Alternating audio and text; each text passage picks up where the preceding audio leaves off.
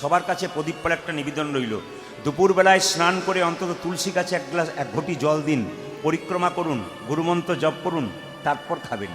খাওয়াটা যেমন আপনার ডিউটি, খিদে খেলে আপনার শরীরের শক্তি হবে, আপনার মনের শক্তি হবে।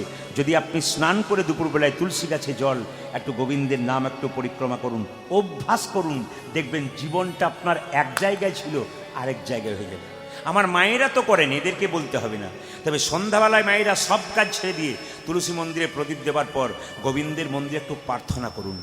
আমি বৃন্দাবনে গিয়েছিলাম কদিন আগে, তো একজন মহারাজজির সামনে বসছিলেন, কতজন তাকে প্রণাম করছেন আর সমস্যার কথা বলছেন। উনি একটাই কথা বলছেন, গোবিন্দের কাছে বসতে শেখো, মানুষের কাছে বেশি বসো না। ও তো উল্টো পাল্টা কথা বলবে, রাজনীতির কথা, হ্যান কথা, তেন কথা, ওসব ওদের কাছে বসো না। বসবে যদি ভগবানের কাছে বসো, শান্তি পাবে। কারণ ভগবানের কাছে মনের কথা বলো, কেন? ভগবানকে ভালোবাসতে শেখো। এ সংসারে কাউকে ভালোবাসবে, ও তো বেইমানি করবে আপনার সঙ্গে।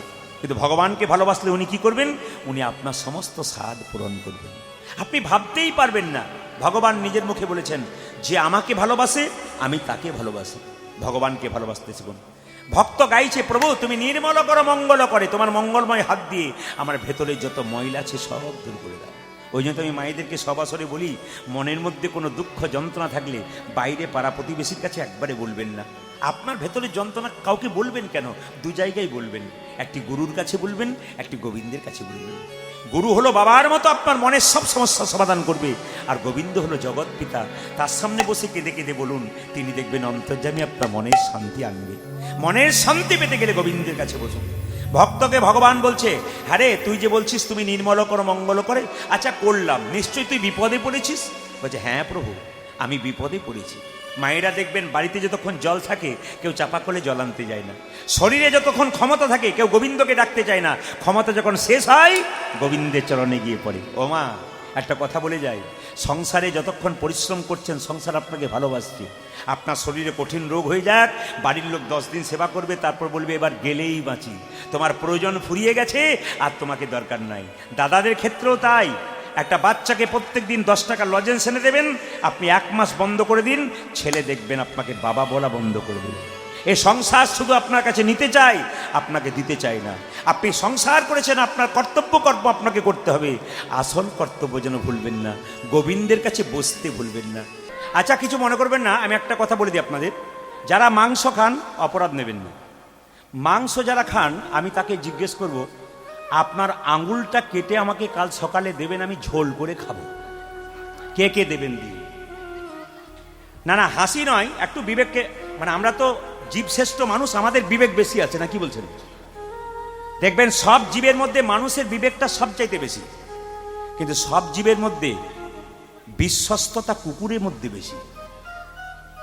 বাড়িতে কুকুর পুষবেন, দেখবেন মায়েরা কুকুরের যা বিশ্বস্ততা মানুষের তা নাই। মানুষ বেইমানি করতে পারে, কুকুর করে না। আমি যেখানে বাস করি বীরভূম জেলার ময়নালাল মহাপ্রভু মন্দিরের সামনে, শুনলে চমকে যাবেন। এখানে শুনে যান, আপনাদের চৈতন্য জাগবে। ময়নালাল মহাপ্রভু মন্দির বীরভূমে খুব নামকরা জায়গা, আমার ওখানে বাড়ি কাছাকাছিতে। তো প্রতিদিন প্রসাদ হয় ওখানে। জন্মাষ্টমী তো বিরাট উৎসব হয়, তো প্রসাদ হয়, আপনি চমকে যাবেন।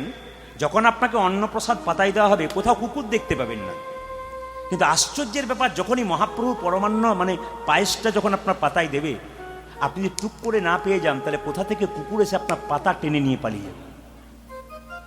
কুকুর সে পর্যন্ত অপেক্ষা করছে মহাপ্রভুর প্রসাদটা কখন আসবে, আমি পাতা তুলে নিয়ে আসবো বলে। আর আমরা মানুষ এমন জায়গায় পৌঁছে গেছি যে সপ্তাহে প্রতিদিন মাছ মাংস ছাড়া আমাদের চলে না। ভগবানের প্রসাদ আমরা গ্রহণ করতে পারি না। আমরা কোথায় পৌঁছাচ্ছি? হিন্দু সনাতন ধর্মটাকে বজায় রাখবেন না নষ্ট করবেন না। অন্তত সপ্তাহে একদিন, বিশেষ করে বৃহস্পতিবার দিন, যে বাড়িতে আমিষ হয় ওটাকে হিন্দুর বাড়ি বলে গণ্য করা যাবে না। যদি বৃহস্পতিবার কোনো বাড়িতে মাছ মাংস ডিম হয়, তাহলে জানবেন ওটা হিন্দুর বাড়ি বলে গণ্য করা যাবে না। ওকে একপাশে ফেলতে হবে। ও সঙ্গ করলে আপনিও নষ্ট হবেন।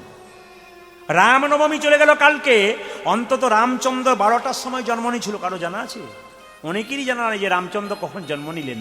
দুপুর 12টা পর্যন্ত কালকে নিয়ম ছিল, দুপুর 12টা পর্যন্ত একবারে নির্জলা থাকা, না থাকলে জল শরবত খেয়ে থাকা। অনেকে জানেন, অনেকে আবার জানতেই পারল না। আবার শুনলেই চমকে যাবেন মায়েরা, এই দিয়ে তাকাবেন। বাড়ির বাচ্চাদের যখন জন্মদিন পালন করা হয় তখন দেখবেন কি করা হয় বলুন তো, কেক কাটা হয়, আর কি করা হয়, মোমবাতি জ্বালানো হয়, নিয়ে খুব আদর করে সবাইকে ডেকে বলা হয় হ্যাপি বার্থডে টু ইউ ফুস। না না, এটা তো অভদ্রতা। এটাকে আমি নাম দিলাম অভদ্রতা এবং অসভ্যতা, ইউটিউবের মাধ্যমে নাম দিলাম। কেন? এটা আমাদের সংস্কৃতি নয়, এটা হচ্ছে খ্রিস্টানদের সংস্কৃতি, ধার করে নিচ্ছেন। কথাগুলো বিচার করবেন যদি আপনাদের চৈতন্য থাকে। এগুলো ধার করে নিচ্ছেন, ওটা আমার নয়। ঘরে এত ভালো ভালো জিনিস থাকতে লোকের কাছে ধার করবেন কেন? আপনার যদি না থাকে আপনি ভিক্ষা করে বেড়াবেন, আমি করব ভিক্ষা আমার না থাকলে, কিন্তু আপনার বাড়িতে এত ধন, আপনি লোকের বাড়িতে ভিক্ষা করবেন কেন? কিছু মনে করবেন না, মা একটা প্রমাণ দিয়ে দিই আপনাদের। একজন বৃদ্ধা মা, অনেক আগে, তখন মানে আমাদের ফোন টোন ছিল না, সেইখানকার গল্প। একজন বৃদ্ধা মা, তার ছেলে কলকাতায় চাকরি পেয়েছে। মা দরজায় দরজায় ভিক্ষা করছে, পাড়ার লোকে বলছে দিদি তুমি ভিক্ষা করে বেড়াচ্ছ, তোমার ছেলে কলকাতায় চাকরি করে, তোমাকে কিছু দেয় না? 3 মাস চাকরি পেয়েছে তো, হয়তো বাড়ি টাড়ি ভাড়া নিয়েছে। মা তো সবসময় মানিয়ে নেয়।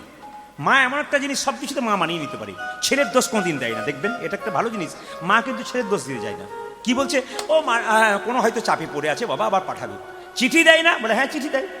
আচ্ছা ঠিক আছে, আর কিছু দেয়? বলছে লাল লাল কাগজে 3 মাসে 3টে পাঠিয়েছে, লাল কাগজ, ওটা আমি খুলতে পারি না, ভরে রেখেছি। বলে যাও খুলে দেখো তো।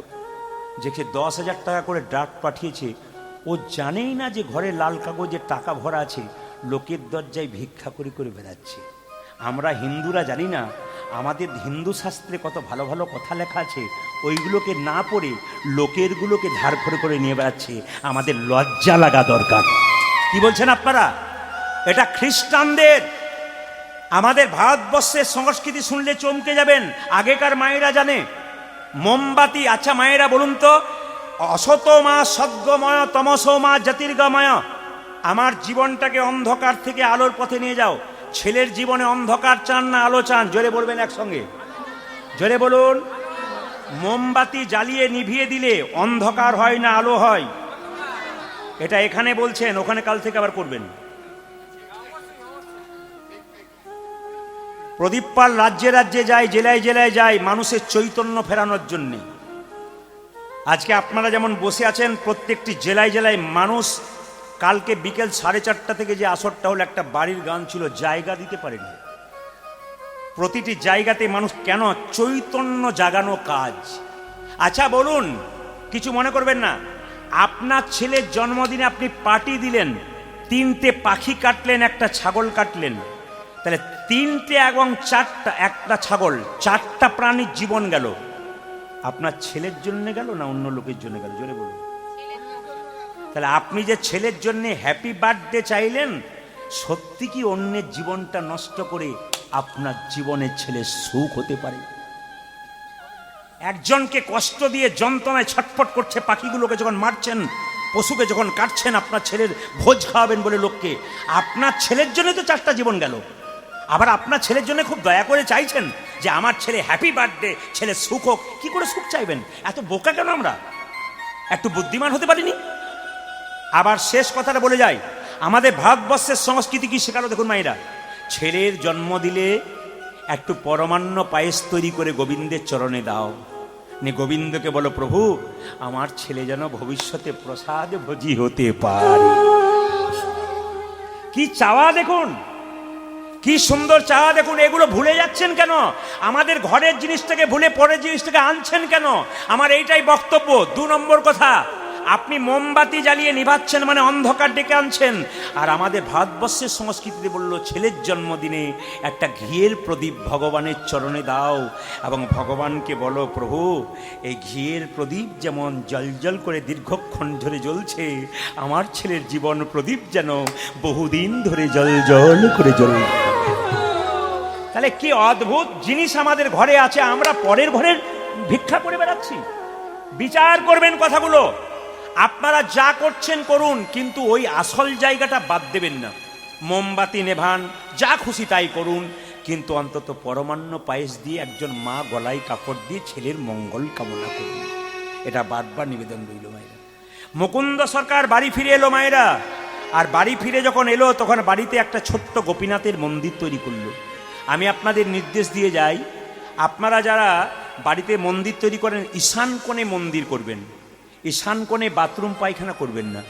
জ্যোতিষ বলছে যার বাড়িতে ঈশান কোণে বাথরুম পায়খানা হয় তার জীবনে ভালো জিনিস সফল কাজ হয় না। ওই জন্য মাথায় রাখবেন, বাড়ি তৈরি করতে গেলে খনামা বলেছেন যে দক্ষিণ দুয়ারি ঘরের রাজা, পূব দুয়ারি তার প্রজা, উত্তর দুয়ারির খাজনা নাই, আর পশ্চিম দুয়ারির মুখে ছাই। এগুলো খনামায়ের কথা। মায়েরা কি বলছে, যদি দরজা করেন তাহলে দক্ষিণ দিকে করা দরকার, না থাকলে পূর্ব দিকে করুন। এগুলো মায়েরা শুনে যাবেন, কাজে লেগে যাবে। ইঞ্জিনিয়ারিং প্ল্যানের ওপরে প্ল্যান। আমি ফ্ল্যাটে থাকার কথা বলিনি, যেখানে বাড়ি ফাঁকাতে তৈরি করছেন তাদের জন্য। যখন খনা বচন দিয়েছেন তখন ফ্ল্যাটওয়ালাদের জন্য দেয় নাই, তখন দিয়েছে কাদের জন্যে, যারা সংসারী মানুষ বাড়ি করছেন তাদের জন্য। কেউ প্রশ্ন করে ফ্ল্যাটওয়ালারা কি করবে, খনা বচন যখন দিয়েছে তখন ফ্ল্যাটওয়ালাদের জন্য দেয় নাই, কাদের জন্য দিয়েছে, সংসারবদ্ধ জীব যারা বাড়ি করছেন তাদের জন্য দিয়েছেন।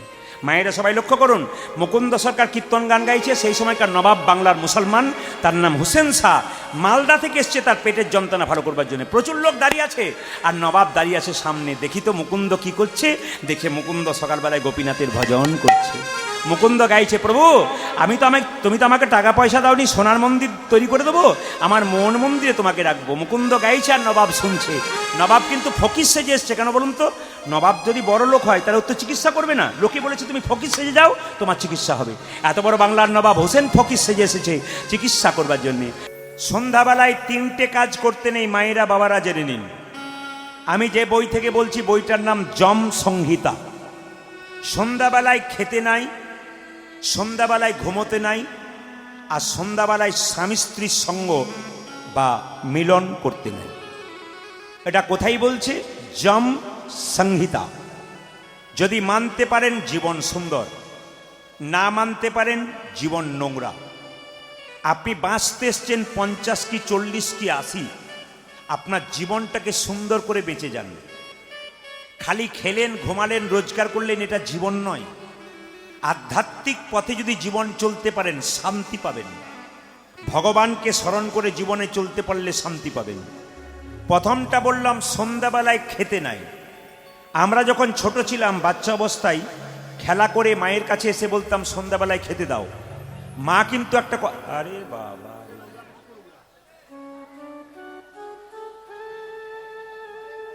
সন্ধ্যাবেলায় বলতাম মা খেতে দাও। মা বলতেন সন্ধ্যা, এইদিকে এদিকে ওদিকে তাকাবেন না। আমি কি বললাম, কিছু কিছু মানুষ আছে ওইদিকে তাকাবেনই না। আপনি তাকালে আপনার সব চলে যাবে। যদি কোনো মা সংসার করেন আর পাশের বাড়িতে আপনার নামে কি বলছে যদি কানটা পেতে থাকেন, আপনার সংসারে কাজ কিন্তু হবে না। কারণ পাশে কে কি বলছে ও তো দেখুন, ও যা বলবার বলবে, আপনি আপনার কাজটা সেরে নিন।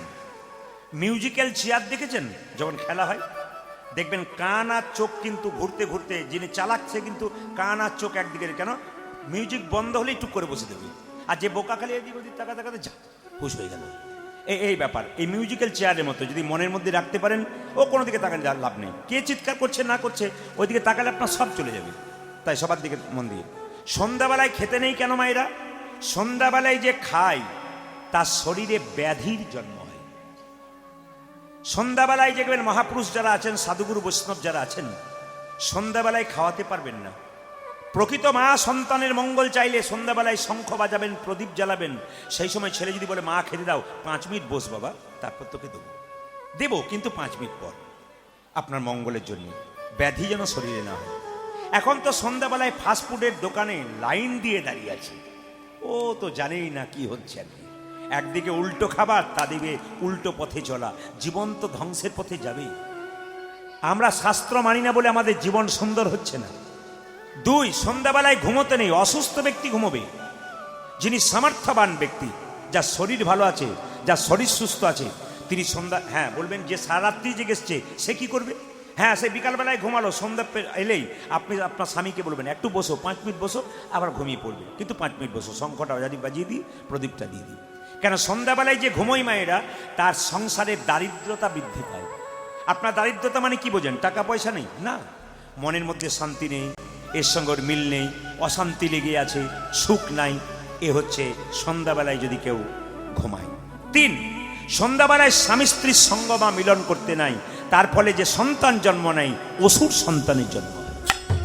সন্ধ্যাবেলায় স্বামী স্ত্রীর মিলনের ফলে যদি কোনো সন্তান উৎপন্ন হয়, সে কন্যা কি পুত্র, জানবেন সে অসুর সন্তান। শাস্ত্রে প্রমাণ আছে। কশ্যপ মুনির দুজন স্ত্রী ছিল। কশ্যপ মুনির একজন স্ত্রী দেব সন্তান জন্ম দিয়েছিল, একজন স্ত্রী অসুর সন্তান জন্ম দিয়েছিল। কেন? একজন স্ত্রী আচার মেনে সংসার চলতো, দেবতার মা হয়েছিল, আর একজন আচার মানত না, বিশৃঙ্খল জীবনযাপন করলো, অসুরের মা হলো। অনেক মায়েরা আমাদেরকে কীর্তন করতে গিয়ে বলে, আমি এত ঠান্ডা, ওর বাবা এত ঠান্ডা, কারোর সঙ্গে ঝগড়া করে না, বিবাদ করে না, আমার ছেলে এমন হলো কেন? যখন এই কথাটা বলি তখন উনি মাথা নিচু করে চুপচাপ শোনেন। তার মানে বুঝতে হবে ওনারা চলার পথ কিন্তু গণ্ডগোল ছিল। আপনার চলার পথ ভালো হোক, দেখবেন ভালো হবে। এই জন্য কশ্যপ মুনি একজন স্ত্রী দেব সন্তান জন্ম দিল, একজন অসুর সন্তান জন্ম দিল। আসুন, এখন মালা নিয়ে আসবেন না বাবা, 2 মিনিট পর গৌরচন্দ্রিকা শেষ হয়ে যাবে, আমি ডেকে নেবো। কেমন? সবাই মিলে একটু প্রার্থনা করুন। সন্ধ্যাবেলায় সবাই ভগবানের কাছে প্রার্থনা করুন। ওষুধের প্যাকেটের ওপরে লেখা থাকে যে এক্সপায়ারি ডেট, কখন ডেটটা শেষ হয়ে যাবে। আমাদের শরীরে কোনো ডেট লেখা থাকে না। কয়েকদিন আগে শুনতে পেয়েছেন ফেসবুকে, বাংলাদেশে পদ্মা নদীতে একটা 50 জন যাত্রী নিয়ে বাস একবারে জলের মধ্যে পড়ে গেছে। আপনারা সবাই শুনেছেন তো, দেখেছেন তো? এখন তো ফেসবুকের যুগ, সবাই দেখতে আসতে পাবো। 50 জন যাত্রী নিয়ে জলের মধ্যে গাড়িটা পড়ে গেল। ড্রাইভার ছিল না, ড্রাইভার চা খেতে নেমেছিল, কোনো কারণে ছুটি নিয়েছে, খালাসি যে ছিল তাকে দিয়েছে, সে উল্টো করে দিয়েছে। যখন জল দিয়ে বাসটা পড়ে গেল, তখন দেখবেন কোনো ব্যক্তির আত্মীয় ছিল, বাসটা পড়ে যাবার সময় ওই ব্যক্তি দেখবেন খালি মাথাটা চাবড়াচ্ছে, আছাড় খেয়ে পড়ছে। অনুভব করবেন আপনারা, এরকম ঘটনা যদি আমাদের জীবনে হয়, কোনো বাস যদি জলে পড়ে যায় আর আপনার ছেলে মেয়ে যদি গাড়িতে থাকে, আপনি কি করবেন? অনুভব করবেন। চোখের সামনে ছেলে মেয়ের মৃত্যু জীবন্ত অবস্থায় দেখছেন, কোনো মা বাবা কোনোদিন সহ্য করতে পারে না। এর মধ্যে 25 থেকে 26 জন জলের মধ্যেই মারা গেছে। তার মধ্যে বাচ্চা, শিশু, এমনও মেয়ে মারা গেছে যাদের পেটে সন্তান ছিল। এই জন্য বলবো মায়েরা, জীবনের কোনো দাম নেই। ঈশ্বরের কাছে প্রার্থনা করুন, যারা চলে গেছে তাদের আত্মার যেন শান্তি হয়। তাদের পরিবারের প্রতি সমবেদনা জানালাম। শত্রু নয়, মিত্র করুন, মানুষকে ভালোবাসতে শিখুন। কি নিয়ে যাবেন জীবনে? শেষের দিনে কিছুই নিয়ে যাবেন না। খালি হাতে এলেন, খালি হাতে যাবেন। প্রমাণ দিয়ে দিব। যারা কীর্তনে আসরে এসে অনেকে মনে করেন, এদিকে তাকাবেন, আমার সুন্দর চেহারা, আমি দেখতে সুন্দরী, আমি দেখতে সুন্দর, পাউডার মাখে, স্নো নেয়। বাচ্চাদের শব্দ, বাচ্চাদের বন্ধ করুন বাবা, একবারে বন্ধ করুন, কীর্তনটা নষ্ট করবে ওরা। বাবা একবারে শব্দ করবে না কিন্তু, একজন শব্দ করলে সবকে টেনে কিন্তু এখানে নিয়ে আসবো। একবারে শব্দ করবে না কেউ।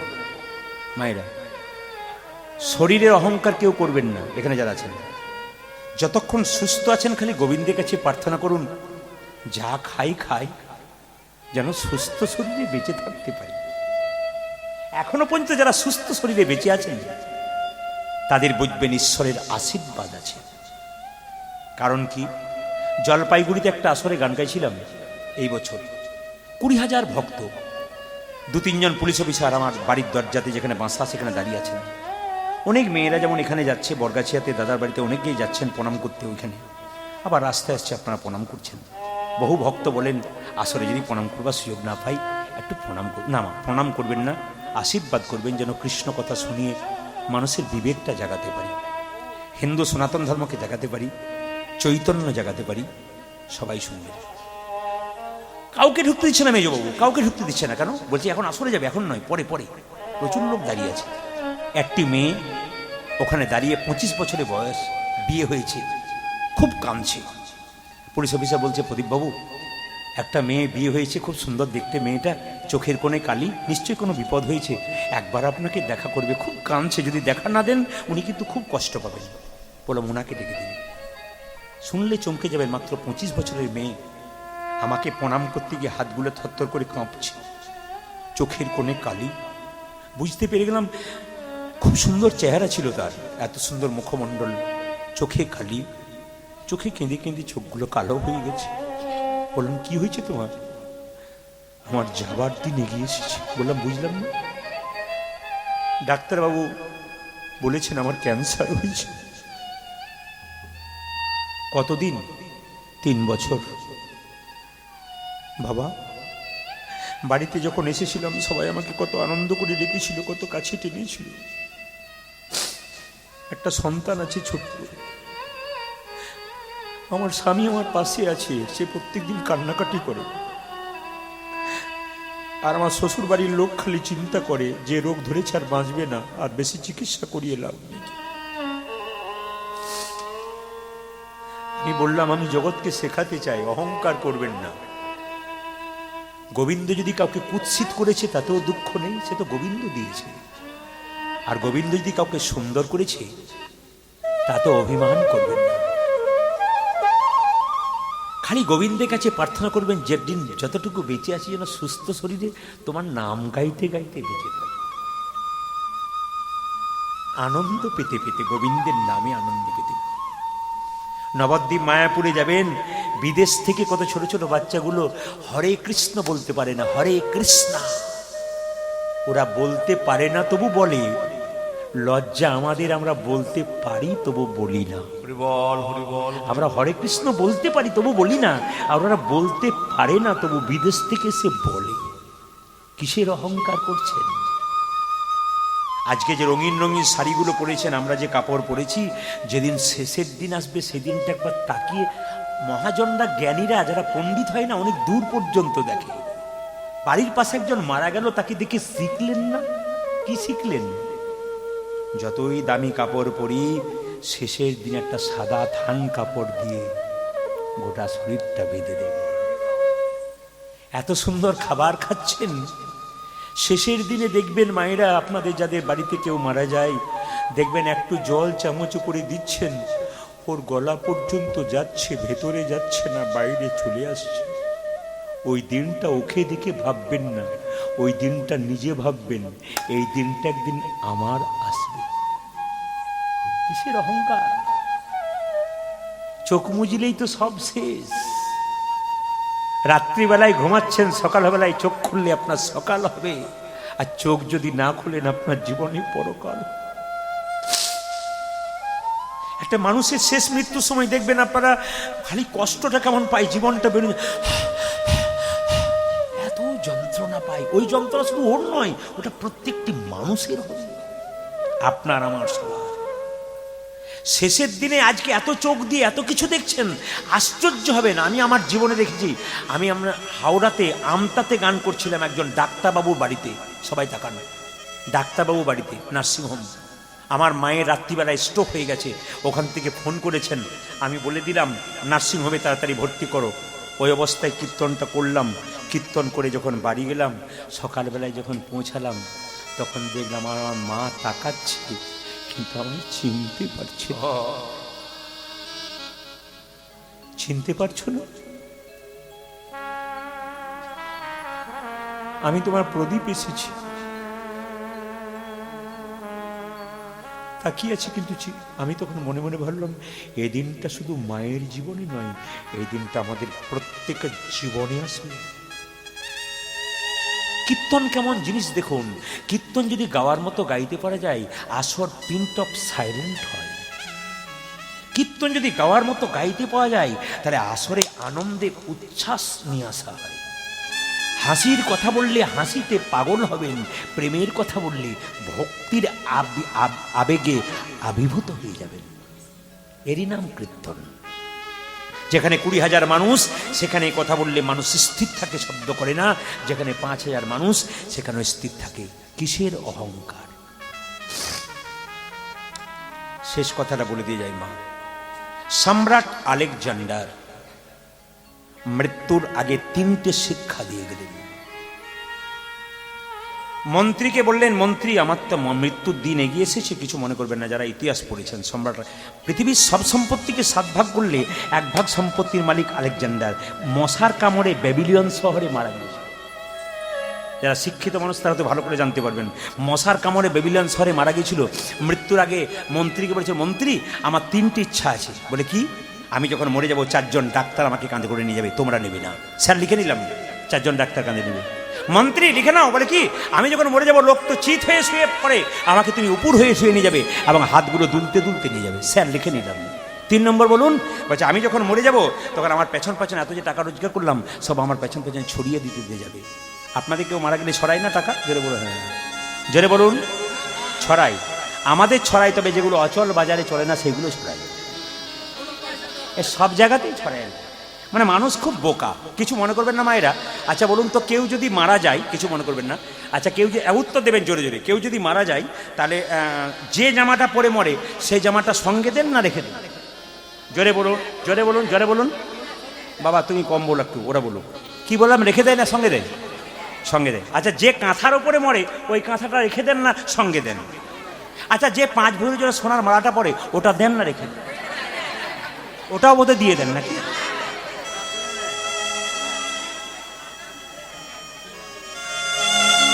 আসতে আসত চেঞ্জ করার জাদু কিন্তু আমাদের কাছে। এখনই কাঁদছিলেন আপনারা, আসত দেখলাম এত কাঁদলে হবে না, ভক্তিতে আসতে হবে, ওই জন্য একটু জাদু দিলাম। একটা সুন্দর কথা বলে যাই মায়েরা। আচ্ছা বাবা ভোলানাথের নাম সবাই শুনেছেন তো? জোরে বলুন হ্যাঁ না। জোরে বলুন হ্যাঁ না। আচ্ছা বাবা ভোলানাথের আরেক নাম কি বলুন তো? আশুতোষ, অল্পতেই সন্তোষ। আচ্ছা কিছু মানে অনেকে দেখবেন আমাদের হিন্দুদের বলে মন্দিরের পাশে কিংবা দরজাতে কোথাও গাঁজা খায়, কোনো ছেলে জিজ্ঞেস করি গাঁজা খাচ্ছিস কেন? বাবা খাই তাই খেলাম। বাবা তো বিষ খেয়েছিল, তুই বিষ খা। ও বিষ খাবে না, গাঁজা খাবে। আবার দেখবেন ও বাবার সঙ্গে তুলনা করে। আবার কত অধম আমাদের দেখুন। আবার দেখবেন জল ঢালতে গিয়ে বলে বাবার বড় টেম্পার, বাবা রে, আমি অবাক হয়ে যাই। আর কি আলু ঝিঙ্গা পোস্ত, বাবা কবে আলু ঝিঙ্গা পোস্ত খেয়েছিল রে? কঠিন ব্যাপার, এগুলো আমরা দেখতে পাই। হ্যাঁ আবার কিছু মনে করবেন না মায়েরা, সবাই দেখান। আবার ওরা যখন ওইসব বলতে বলতে যায় না, তখন আমার মাঝে মাঝে মনে হয় কি বলছে। 2-4 জন বলে আমার বাবা খায় গাঁজা, বাবা ভোরা, আমি খাই। বললাম তুই গাঁজা খেয়ে একবার বাড়ি যা, তোর বউ না ঝেঁটা নিয়ে দাঁড়িয়ে থাকবে মারবো বলে। আর বাবা যদি একবার পার্বতীর কাছে যাই, পার্বতী তার চরণে প্রণাম করে, তুই প্রণাম? বলবো হ্যাঁ তুই বটিস। আবার দেখবেন কিছু মনে করবেন না মায়েরা, বাবা খুব সরল কেন বলুন তো? বাবা খুব সরল। বাবা একদিন বসে আছে কৈলাস পর্বতে, আর পার্বতী বলছে তুমি খালি বসে বসে খাচ্ছ, তোমার কোনো কাজ নাই। আমাকে যদি কেউ জিজ্ঞেস করে তোমার স্বামী কি করে, আমি বলবো বসে বসে খাই, আমার ভালো লাগবে? বলুন তো মায়েরা, কোনো স্ত্রীকে যদি জিজ্ঞেস করে তোমার স্বামী কি করে, আমার স্বামী বসে বসে খাই, ভালো লাগবে? ভালো লাগবে? যে বলুন ভালো লাগবে। তো পার্বতী বলছে আমারও ভালো লাগে না। বলে তাহলে কি করবো? চাষবাস করো। বলছি তুমি চাষবাস করো। তো বাবা বলছে তাহলে চাষবাস করবো। বলছে হ্যাঁ কি চাষ করবো? যা করবে করবে, কৃষ্ণের কাছে যাও, তোমার তো একটা ষাঁড় আছে আর কৃষ্ণের 9 লক্ষ ধেনু আছে, তুমি একটা কৃষ্ণের কাছে নাও আর তোমার একটা আছে, দুটো নিয়ে চাষ করো। তবে শোনো কৃষ্ণ খুব চালাক, তুমি এক কাজ করবে, তুমি কৃষ্ণকে বলবে যা ফসল ফলাবে ওকে অর্ধেক, তুমি অর্ধেক দেবে, কিন্তু ফসলের নিচের দিকটা কৃষ্ণকে দেবে আর ওপরের দিকটা তুমি নেবে। কি বললো মায়েরা? ফসলের নিচের দিকটা কৃষ্ণকে দেবে আর ওপরের দিকটা তুমি নেবে। এখন বাবা ভোলার কাছে কি বললো? বাবা বলে কি? বাবা ভোলা বললো কৃষ্ণ প্রভু বলে কি এসেছি, বলে কি তোমার একটা গরু দাও 9 লক্ষ ধেনুর মধ্যে। বলে দিলাম। কি করবে? চাষ করব, আমার একটা আছে তোমার একটা আছে। তা আমার চাষ করার আগে শর্ত রইলো নিচের দিকের ফসলটা তোমার, ওপরটা আমার। তখন কৃষ্ণকে বললো তাহলে কি চাষ করা যায়? কৃষ্ণ বললো আলু লাগিয়ে দাও। কি বলছেন? আলু লাগালে কি বলুন তো? কৃষ্ণ তো খুব চালাক, আলু লাগালো, আলুগুলো কৃষ্ণ পেলা, শাকগুলো বাবা নিয়ে ঘর গেল। এখন বাবার সঙ্গে সঙ্গে বলছে দুর্গা পার্বতী বলছে আশ্চর্য, তোমার তুমিই তো বুদ্ধি দিয়েছো নিচের দিকটা আমার, উপর দিকটা। বলছি তাহলে এবার বলো ওপর দিকটা তোমার বলবে আর নিচু দিকটা ওর, কৃষ্ণের। কৃষ্ণকে কি বলছে? ওপর দিকটা তোমার, নিচু দিকটা আমার। কি লাগাবো? কৃষ্ণ বলছে ধান লাগিয়ে। যেটা বলুন রাধা রানী কি শ্যাম সুন্দর কি?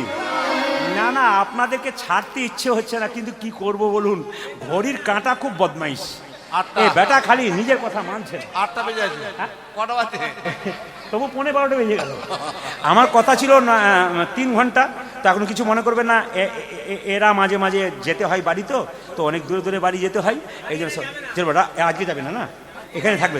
রাধা রানী কি, শ্যাম সুন্দর কি, মদন মোহন কি, নাড়ু খাও। ও বুঝতে পেরেছি কেন নাড়ু খাচ্ছ না। ছোট বাচ্চারা বলছে দরজাটা হাঁ করে খোলা আছে, তোমার লজ্জা করছে? আচ্ছা দরজাটা বন্ধ করে দিলাম।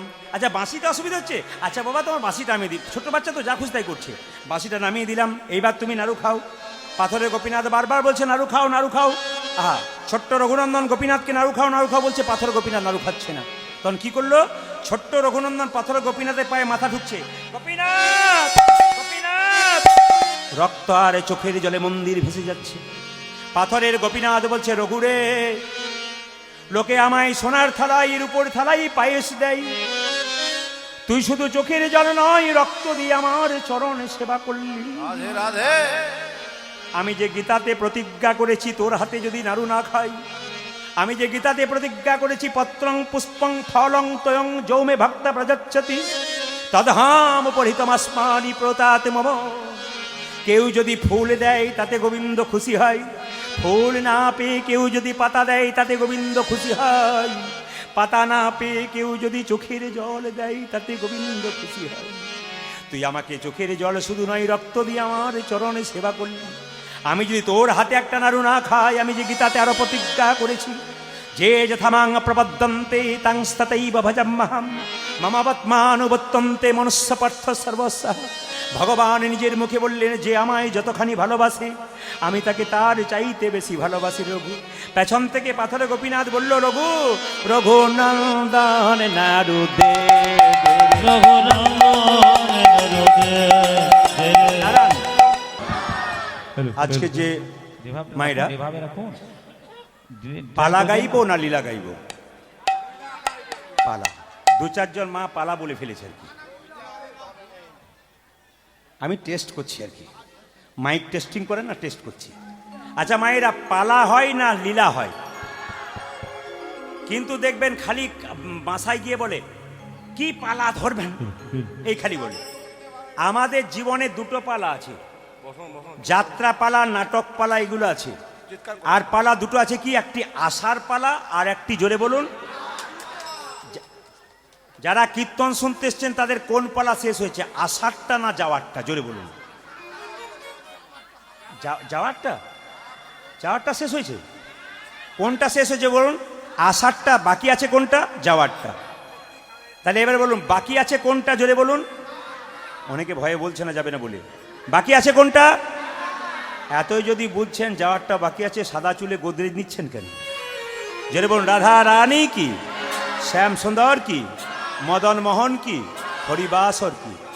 সবাই গয়াকাশী বৃন্দাবন যান, একটা জায়গা যাবার জন্য সবাইকে অনুরোধ করব। জায়গাটার নাম কি? বর্ধমান জেলা শ্রীখণ্ড গ্রাম। যদি কেউ নবদ্বীপ যান, যদি কেউ নবদ্বীপ যান তাহলে ওখানে শ্রীখণ্ড বলে একটা জায়গা আছে, মাত্র 15 টাকা ভাড়া। প্রতিটি জায়গাতে কৃষ্ণের হাতে বাঁশি আছে, কিন্তু শ্রীখণ্ডে গেলে দেখবেন মায়েরা, সবাইকে আবেদন করলাম, শুধু কীর্তন শুনলে হবে না, আপনাকে মাঝে মাঝে যাওয়া আসা করতে হবে। কি দেখবেন না, ওখানে কৃষ্ণের হাতে বাঁশি নাই, কৃষ্ণের হাতে অর্ধেকটা নাড়ু আছে। আশ্চর্যের ব্যাপার, ওই নাড়ুটা আবার এই নাড়ু নয়, পাথরের নাড়ু। প্রশ্ন করবেন নাড়ুটা পাথর হলো কেন?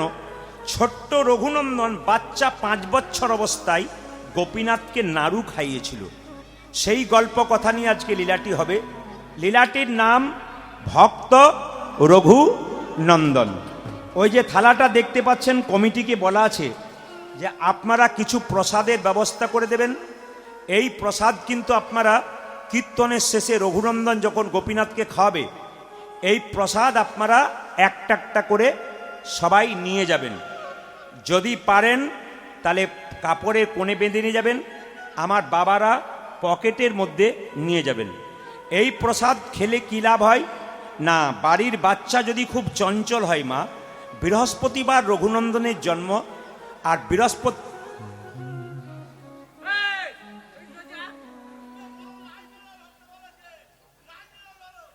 রাসলীলা ধরতে বলেছে, বাবা রাসলীলা ধরতে বলেছে। আপনাদের এখানে ভালো একটা ভালো খবর পেলাম, মাতাল নাই, পার্টি এসে গেছে আর কি। মানে ওর ধ্যান জ্ঞান নাই যে আজকে কি হচ্ছে আর কি। যারে বলুন রাধা রানী কি। যদি চিৎকার করে আপনাদের সামনে তাহলে ওনাকে বের করুন ওখান থেকে। যারে বলুন রাধা রানী কি। আচ্ছা তাহলে ওকে আগে বলতে দিন, আমি চুপ করে যাই। কমিটি কারা আছেন ভাই একটু জান, কমিটি কারা আছেন? ও শব্দটা বন্ধ করতে দিন।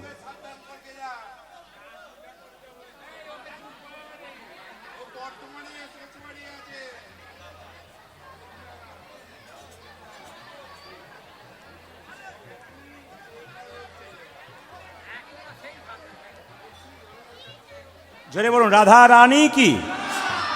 জগাই মাধাই না থাকলে কি মহাপ্রভু জগৎকে উদ্ধার করতে পারত? জোরে বলুন নিতাই গৌর হরি হরি।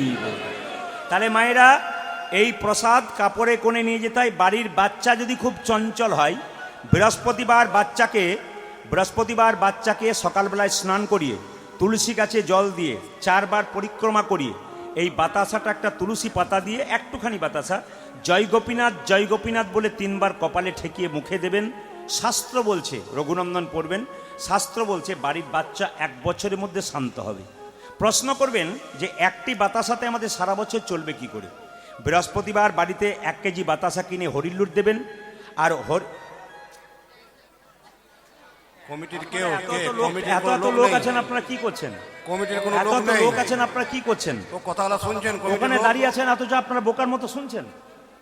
কমিটির ভাইরা কোথায় আছে ভাই? তুমি কমিটিকে না গো,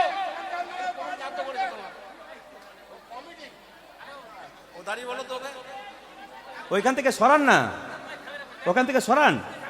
এমনি করে চিৎকার করছে আর আপনারা চুপচাপ দাঁড়িয়ে আছেন বোকার মতো নেশা করে। কমিটির কে কে আছেন ভাই দেখুন, ওনাকে আগে দেখুন তো।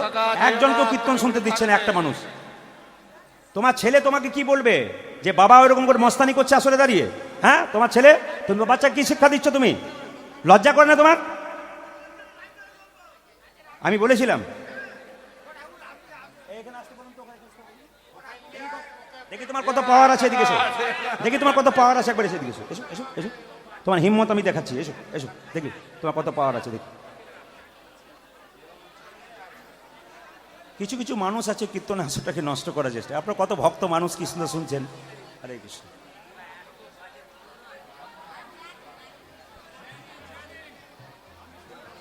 যেরকম রাধা রানী কি, শ্যাম সুন্দর কি, মদন মোহন কি, হরিবাসর কি, সাধুগুরু বৈষ্ণব কি। আচ্ছা বেশ মায়েরা, তাহলে কি বললাম? 1 কেজি বাতাসা বৃহস্পতিবার দিন হরিলুট দিয়ে দেবেন, ওর মধ্যেই বাতাসা মিশিয়ে দেবেন। কমিটির ভাইরা আপনাদের কিছুক্ষণ পরে কিছু বাতাসা এনে দেবে, শেষে কীর্তনে পরে পেয়ে যাবেন। লীলাটি শুনবেন।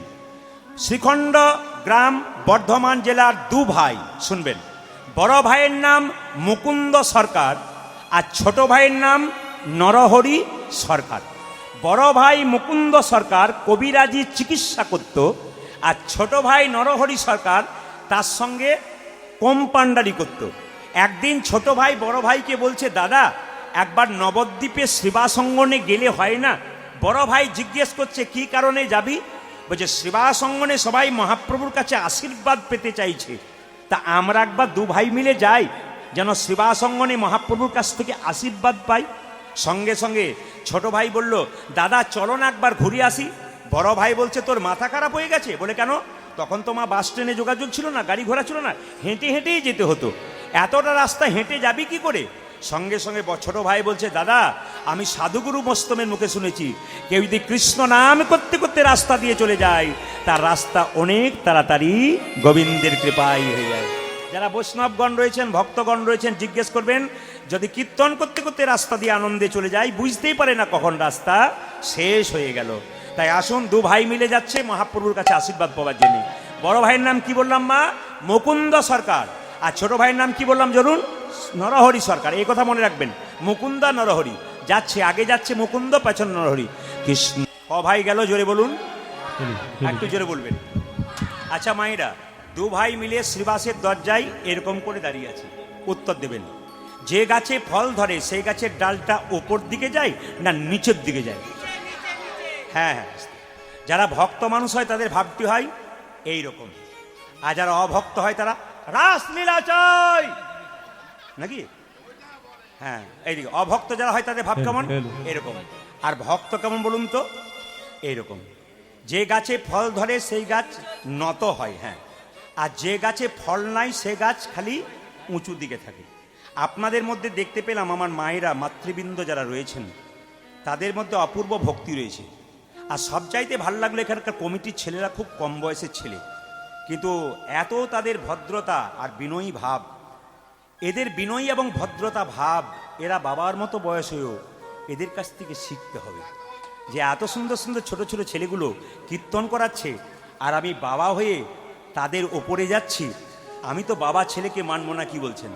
এইদিকে মায়েরা, দেখবেন সোনার কলসি যতই দামি হোক, একজনের কাছে কিন্তু মাথা নিচু করতে হয়। কার কাছে বলুন? একটা গ্লাসের কাছে। আপনি কয়েকশো কোটি টাকার মালিক হন, যদি বৈষ্ণব ব্রাহ্মণের চরণে নত হতে না পারেন, তবে আপনার জীবনে কোনো লাভ নেই।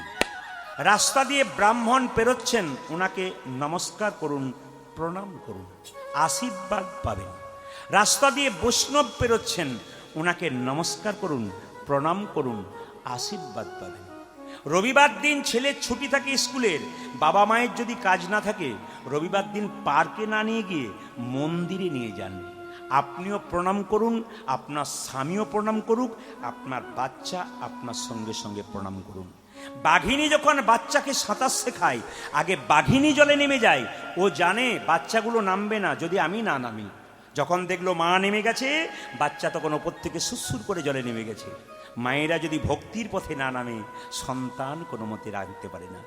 বাবা তো সংসারে রোজগারের জন্যে সারাদিন যেতে হয়, আমার মায়েদের দায়িত্ব থাকে সংসারকে কৃষ্ণ ভক্ত করার। কারণ যত জায়গায় গান করছি, 365 দিনের মধ্যে আমার 300 দিন গান থাকে। পশ্চিমবাংলার যতগুলো জেলা আছে, প্রতিটি জেলাতে আমি যাই, এবং পশ্চিমবাংলার বাইরে প্রায় রাজ্যে রাজ্যে আমি যাই, আগামীতে বিদেশেও যাব। সব জায়গাতে দেখতে পাই। কয়েকদিন আগে আমি রামচন্দ্রের দণ্ডকারণ্য মালকানগিরি গিয়েছিলাম। সে তো এক আজব রাস্তা, যদি ওরা ক্যামেরাতে শোনে তাহলে শুনতে পাবে। বাঘ ভালুকের রাস্তা। রাস্তা দিয়ে যাচ্ছি, প্রায় আপনার 200 তাল গাছ, ওপরে ওপরে পাহাড়, গ্রামগুলোর নাম নাই। 1 নম্বর গ্রাম, 2 নম্বর গ্রাম। ইউটিউবে গান শুনেছে, 20,000 মানুষ গাড়ি ঘোড়া নিয়ে চলে এসেছে। রাস্তায় দেখতে পাচ্ছি বাঘের বাচ্চা, বাঘ ঢুকে যাচ্ছে, মানে অদ্ভুত রাস্তা, ওর মধ্যে গভীর গভীর গ্রাম, সুন্দর। তো ওখানে দেখতে পেলাম ভক্তরা কীর্তন শুনছেন, চমকে যাবেন। একটা করে আসন এনেছে, একটা করে বোতলে জল এনেছে, আর চুপচাপ বাচ্চাদেরকে নিয়ে বসে আছে, যেন ক্লাস করতে এসেছে। আমি যখনই কীর্তন করছি, একজনের মধ্যে কোনো শব্দ নেই। 20,000 মানুষ এরা দেখতে পেল, কোনো শব্দ নেই, একবার পিন্ট অফ সাইলেন্ট। আমি যা বলছি চুপচাপ মাথা। এদের কাছ থেকে কিছু শিখতে হবে। হাত তুলে দিচ্ছে, বাচ্চাগুলো তুলছে। আবার যাদের বাড়িতে আমাকে বেড়াতে নিয়ে যাচ্ছে, ছোট ছোট বাচ্চাগুলো বলছে প্রভু জয় নিতাই, এইটুকু বাচ্চা। তার মানে কি, মা তাকে শিখিয়ে দিয়েছে বাড়িতে ভক্ত এলে, বৈষ্ণব এলে প্রভু জয় নিতাই বলতে হয়। ছেলে মেয়ে তো কাঁচা বাঁশের মতো মা। ছোটবেলায় যদি কাঁচা বাঁশ যেমন বাঁকানো যায় যখন তখন, বাচ্চা যখন ছোট থাকে তখন শিক্ষা দিন, দেখবেন ও বড়তে ঠিক হবে। আর যদি বড় হয়ে যায়, তখন আর শিক্ষা দিয়ে কোনো লাভ নাই। রামকৃষ্ণদেব একটা সুন্দর কথা বল, চাণক্যদেব একটা সুন্দর কথা আছে, বাড়ির 5 বছর পর্যন্ত বাচ্চাদের কোনো দোষ ধরবেন না, খেলবে পড়বে ভাঙবে কিচ্ছু বলবে না। 5 থেকে 15 বছর পর্যন্ত আপনার ছেলে মেয়েকে একবারে লাল চোখে, শাসনের চোখে রাখবেন, নইলে ছেলে বিগড়ে যাবে। আমার কথা নয়, চাণক্য পণ্ডিতের কথা। আবার তিনি বললেন 16 বছর পরে বাবা মা তার ছেলে মেয়ের সঙ্গে পুত্রা মিত্রা বদাচরিত, মানে কি, যখনই ছেলে মেয়ে 16 বছর বয়স হয়ে গেল, মা বাবা তার সঙ্গে বন্ধুর মতো ব্যবহার করবে, তবে সংসার ঠিক থাকবে। যদি এই কথাগুলো মেনে জীবন চলাতে পারেন, আপনার ভালো হবে। আর যদি আপনি জীবন চলাতে না পারেন, আপনার জীবন বিশৃঙ্খলায় পরিণত হবে। মুকুন্দ সরকার, নরহরি সরকার চুপচাপ দাঁড়িয়ে আছে। মহাপ্রভু দেখলো ভক্ত যদি কাই মনে কোনো বাঞ্ছা করে, ভগবানের সাধ্য নাই সেই বাঞ্ছা নেই পড়ে। মুকুন্দা নরহরি চুপচাপ দাঁড়িয়েছে। মহাপ্রভু শিবাসকে বলছে, শিবাস, 2 ভাই আমাকে দেখতে এসছে, আমার আশীর্বাদ পাওয়ার জন্য এসছে, চল একবার 2 ভাইকে দর্শন দিয়ে আসি। সবাই লক্ষ্য করুন মায়েরা, মুকুন্দ সরকার আর নরহরি সরকার 2 ভাই করজোড়ে দাঁড়িয়ে আছে, আর মহাপ্রভু কীর্তন করতে করতে সুরধ্বনি তীর দিয়ে যাচ্ছে। মায়েরা, 2 ভাই মহাপ্রভুর আশীর্বাদ নিতে গিয়েছিল তো, জোরে বলুন হ্যাঁ না না। এখন দেখুন, এখানে যারা কীর্তন শুনতে এসছেন, তার মানে কি সবাই ভগবানের আশীর্বাদ নিতে এসছেন, জোরে বলুন হ্যাঁ না। তাহলে 2 ভাই কি আশীর্বাদ পাচ্ছে দেখুন। মহাপ্রভু বলল, শিবাস, ওদের মধ্যে যে ছোট ভাই, তাকে বলে দাও সে আমার সঙ্গে সারা জীবন কীর্তন করবে, আর যে বড় ভাই তাকে বলে দাও সে আমার 100 জন্ম কৃপা পাবে না। এ কেমন কথা? ছোট ভাইকে বললো 100 জন সারা জীবন সঙ্গে থাকবে, আর বড় ভাইকে বললো 100 জন্ম কৃপা পাবে না। এখন শিবাস এসে, এই যে তোমাদের মধ্যে ছোট ভাইকে আমি, কি নাম? আমার নাম নরহরি সরকার, আমার দাদা মুকুন্দ সরকার, উনি এনেছেন।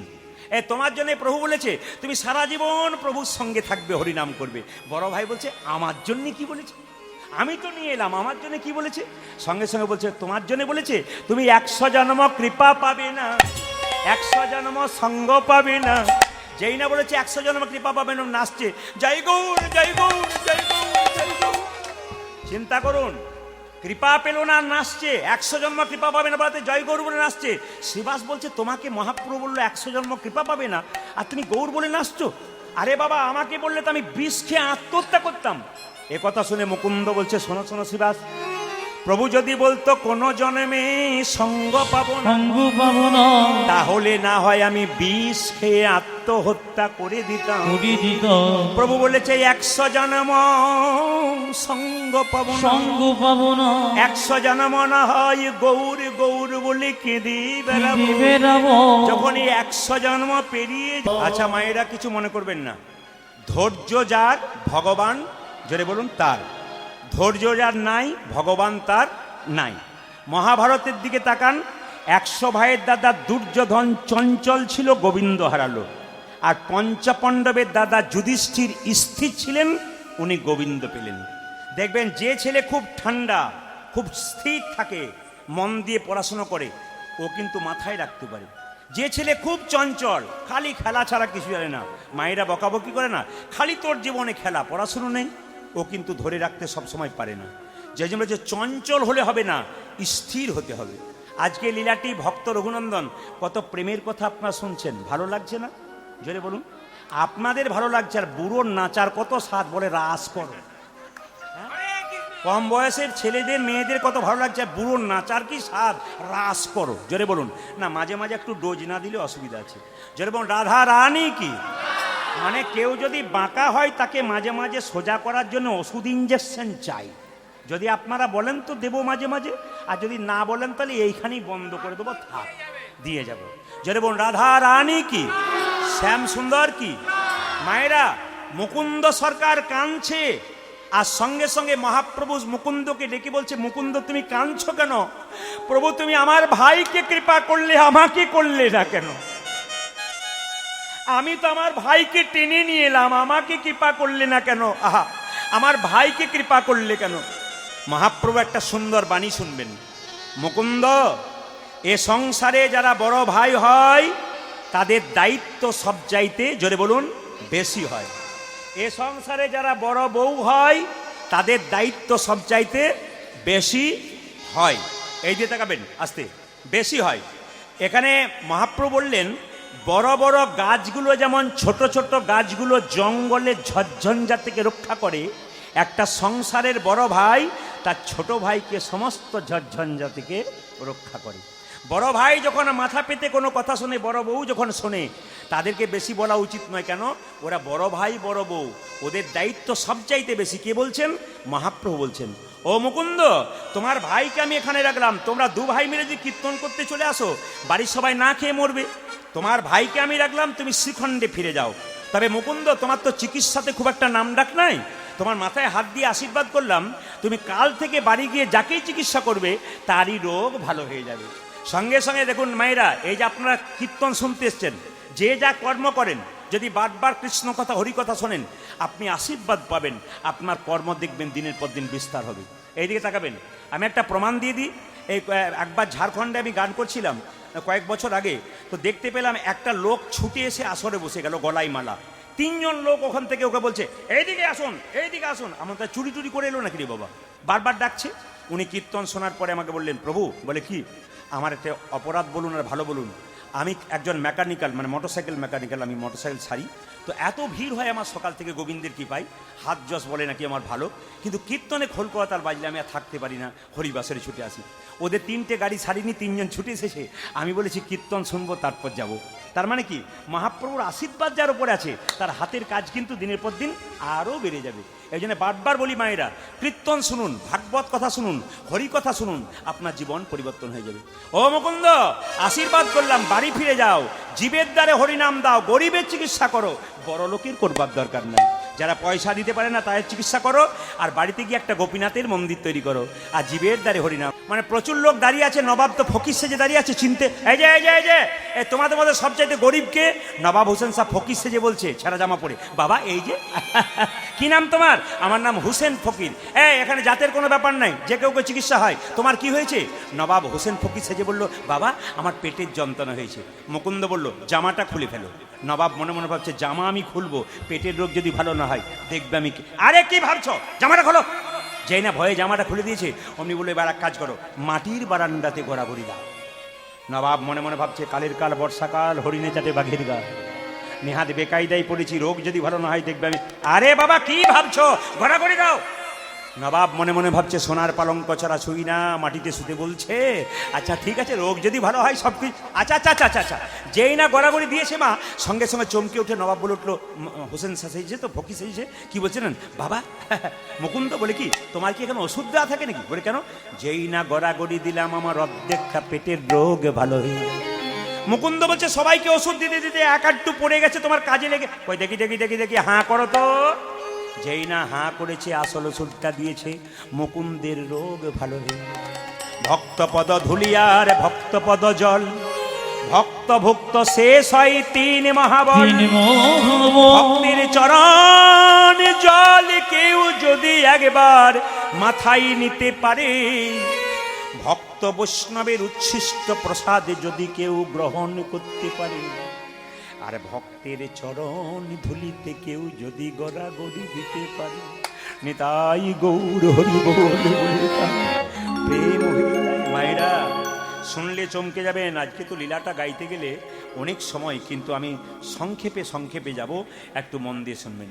কয়েকদিন আগে গান করছিলাম হুগলি জেলাতে, কলকাতা থেকে 3টে মেয়ে কীর্তন শুনতে এসছে। বললাম আপনার বাড়ি কোথায়? বলে কলকাতা। বলে ওখানে যান না? বলে আমি তো কলকাতায় যাই, প্রচুর জায়গায় গান করি। বলছে না না আপনাকে কোনো জায়গায় পাই না, আমরা এখানে আত্মীয় বাড়ি চলে এলাম, দেখলাম 3টে গোপালকে কোলে নিয়ে এসেছে। 3টে গোপাল বসিয়ে দিয়েছে, সামনে 3জন বসে আছে। কীর্তন শোনার পর দেখি সবাই উঠে চলে যাচ্ছে, ওনারা 3জন কিন্তু ধুলাই গড়াগড়ি দিচ্ছে। আমি চালাকি করে জিজ্ঞেস করলাম, আচ্ছা মা আপনি যে গড়াগড়ি দিলেন আপনার শাড়িটা নষ্ট হয়ে যাবে না ধুলোতে? উনি বলছেন আপনার কীর্তনে আপনি তো বলেছেন। বলে কি? স্বামীর যদি 10টা কাপড়ের দোকান থাকে, শেষের দিনে যখন শ্মশান ঘাটে যাবে একটাও কাপড় দেবে না। কাপড়ের কি দাম আছে বাবা? শুনলে চমকে যাবেন। মেয়েটাকে বললাম আপনি কি করেন, হাউস ওয়াইফ নাকি? বলছে কলকাতার কোন একটা কলেজের প্রফেসর, মানে অধ্যাপিকা, যার মাসে 1,20,000 টাকা বেতন আছে, সেই মেয়েটি ধুলোতে গড়াগড়ি দিচ্ছে। আমাদের লজ্জা লাগা দরকার, একটু বিএমএ পাস করে আমরা হরিনাম পর্যন্ত শুনি না। একটু বিএমএ পাস করে গেলে দেখবেন আর হরিনাম শুনি না, ভদ্রতা দেখায়।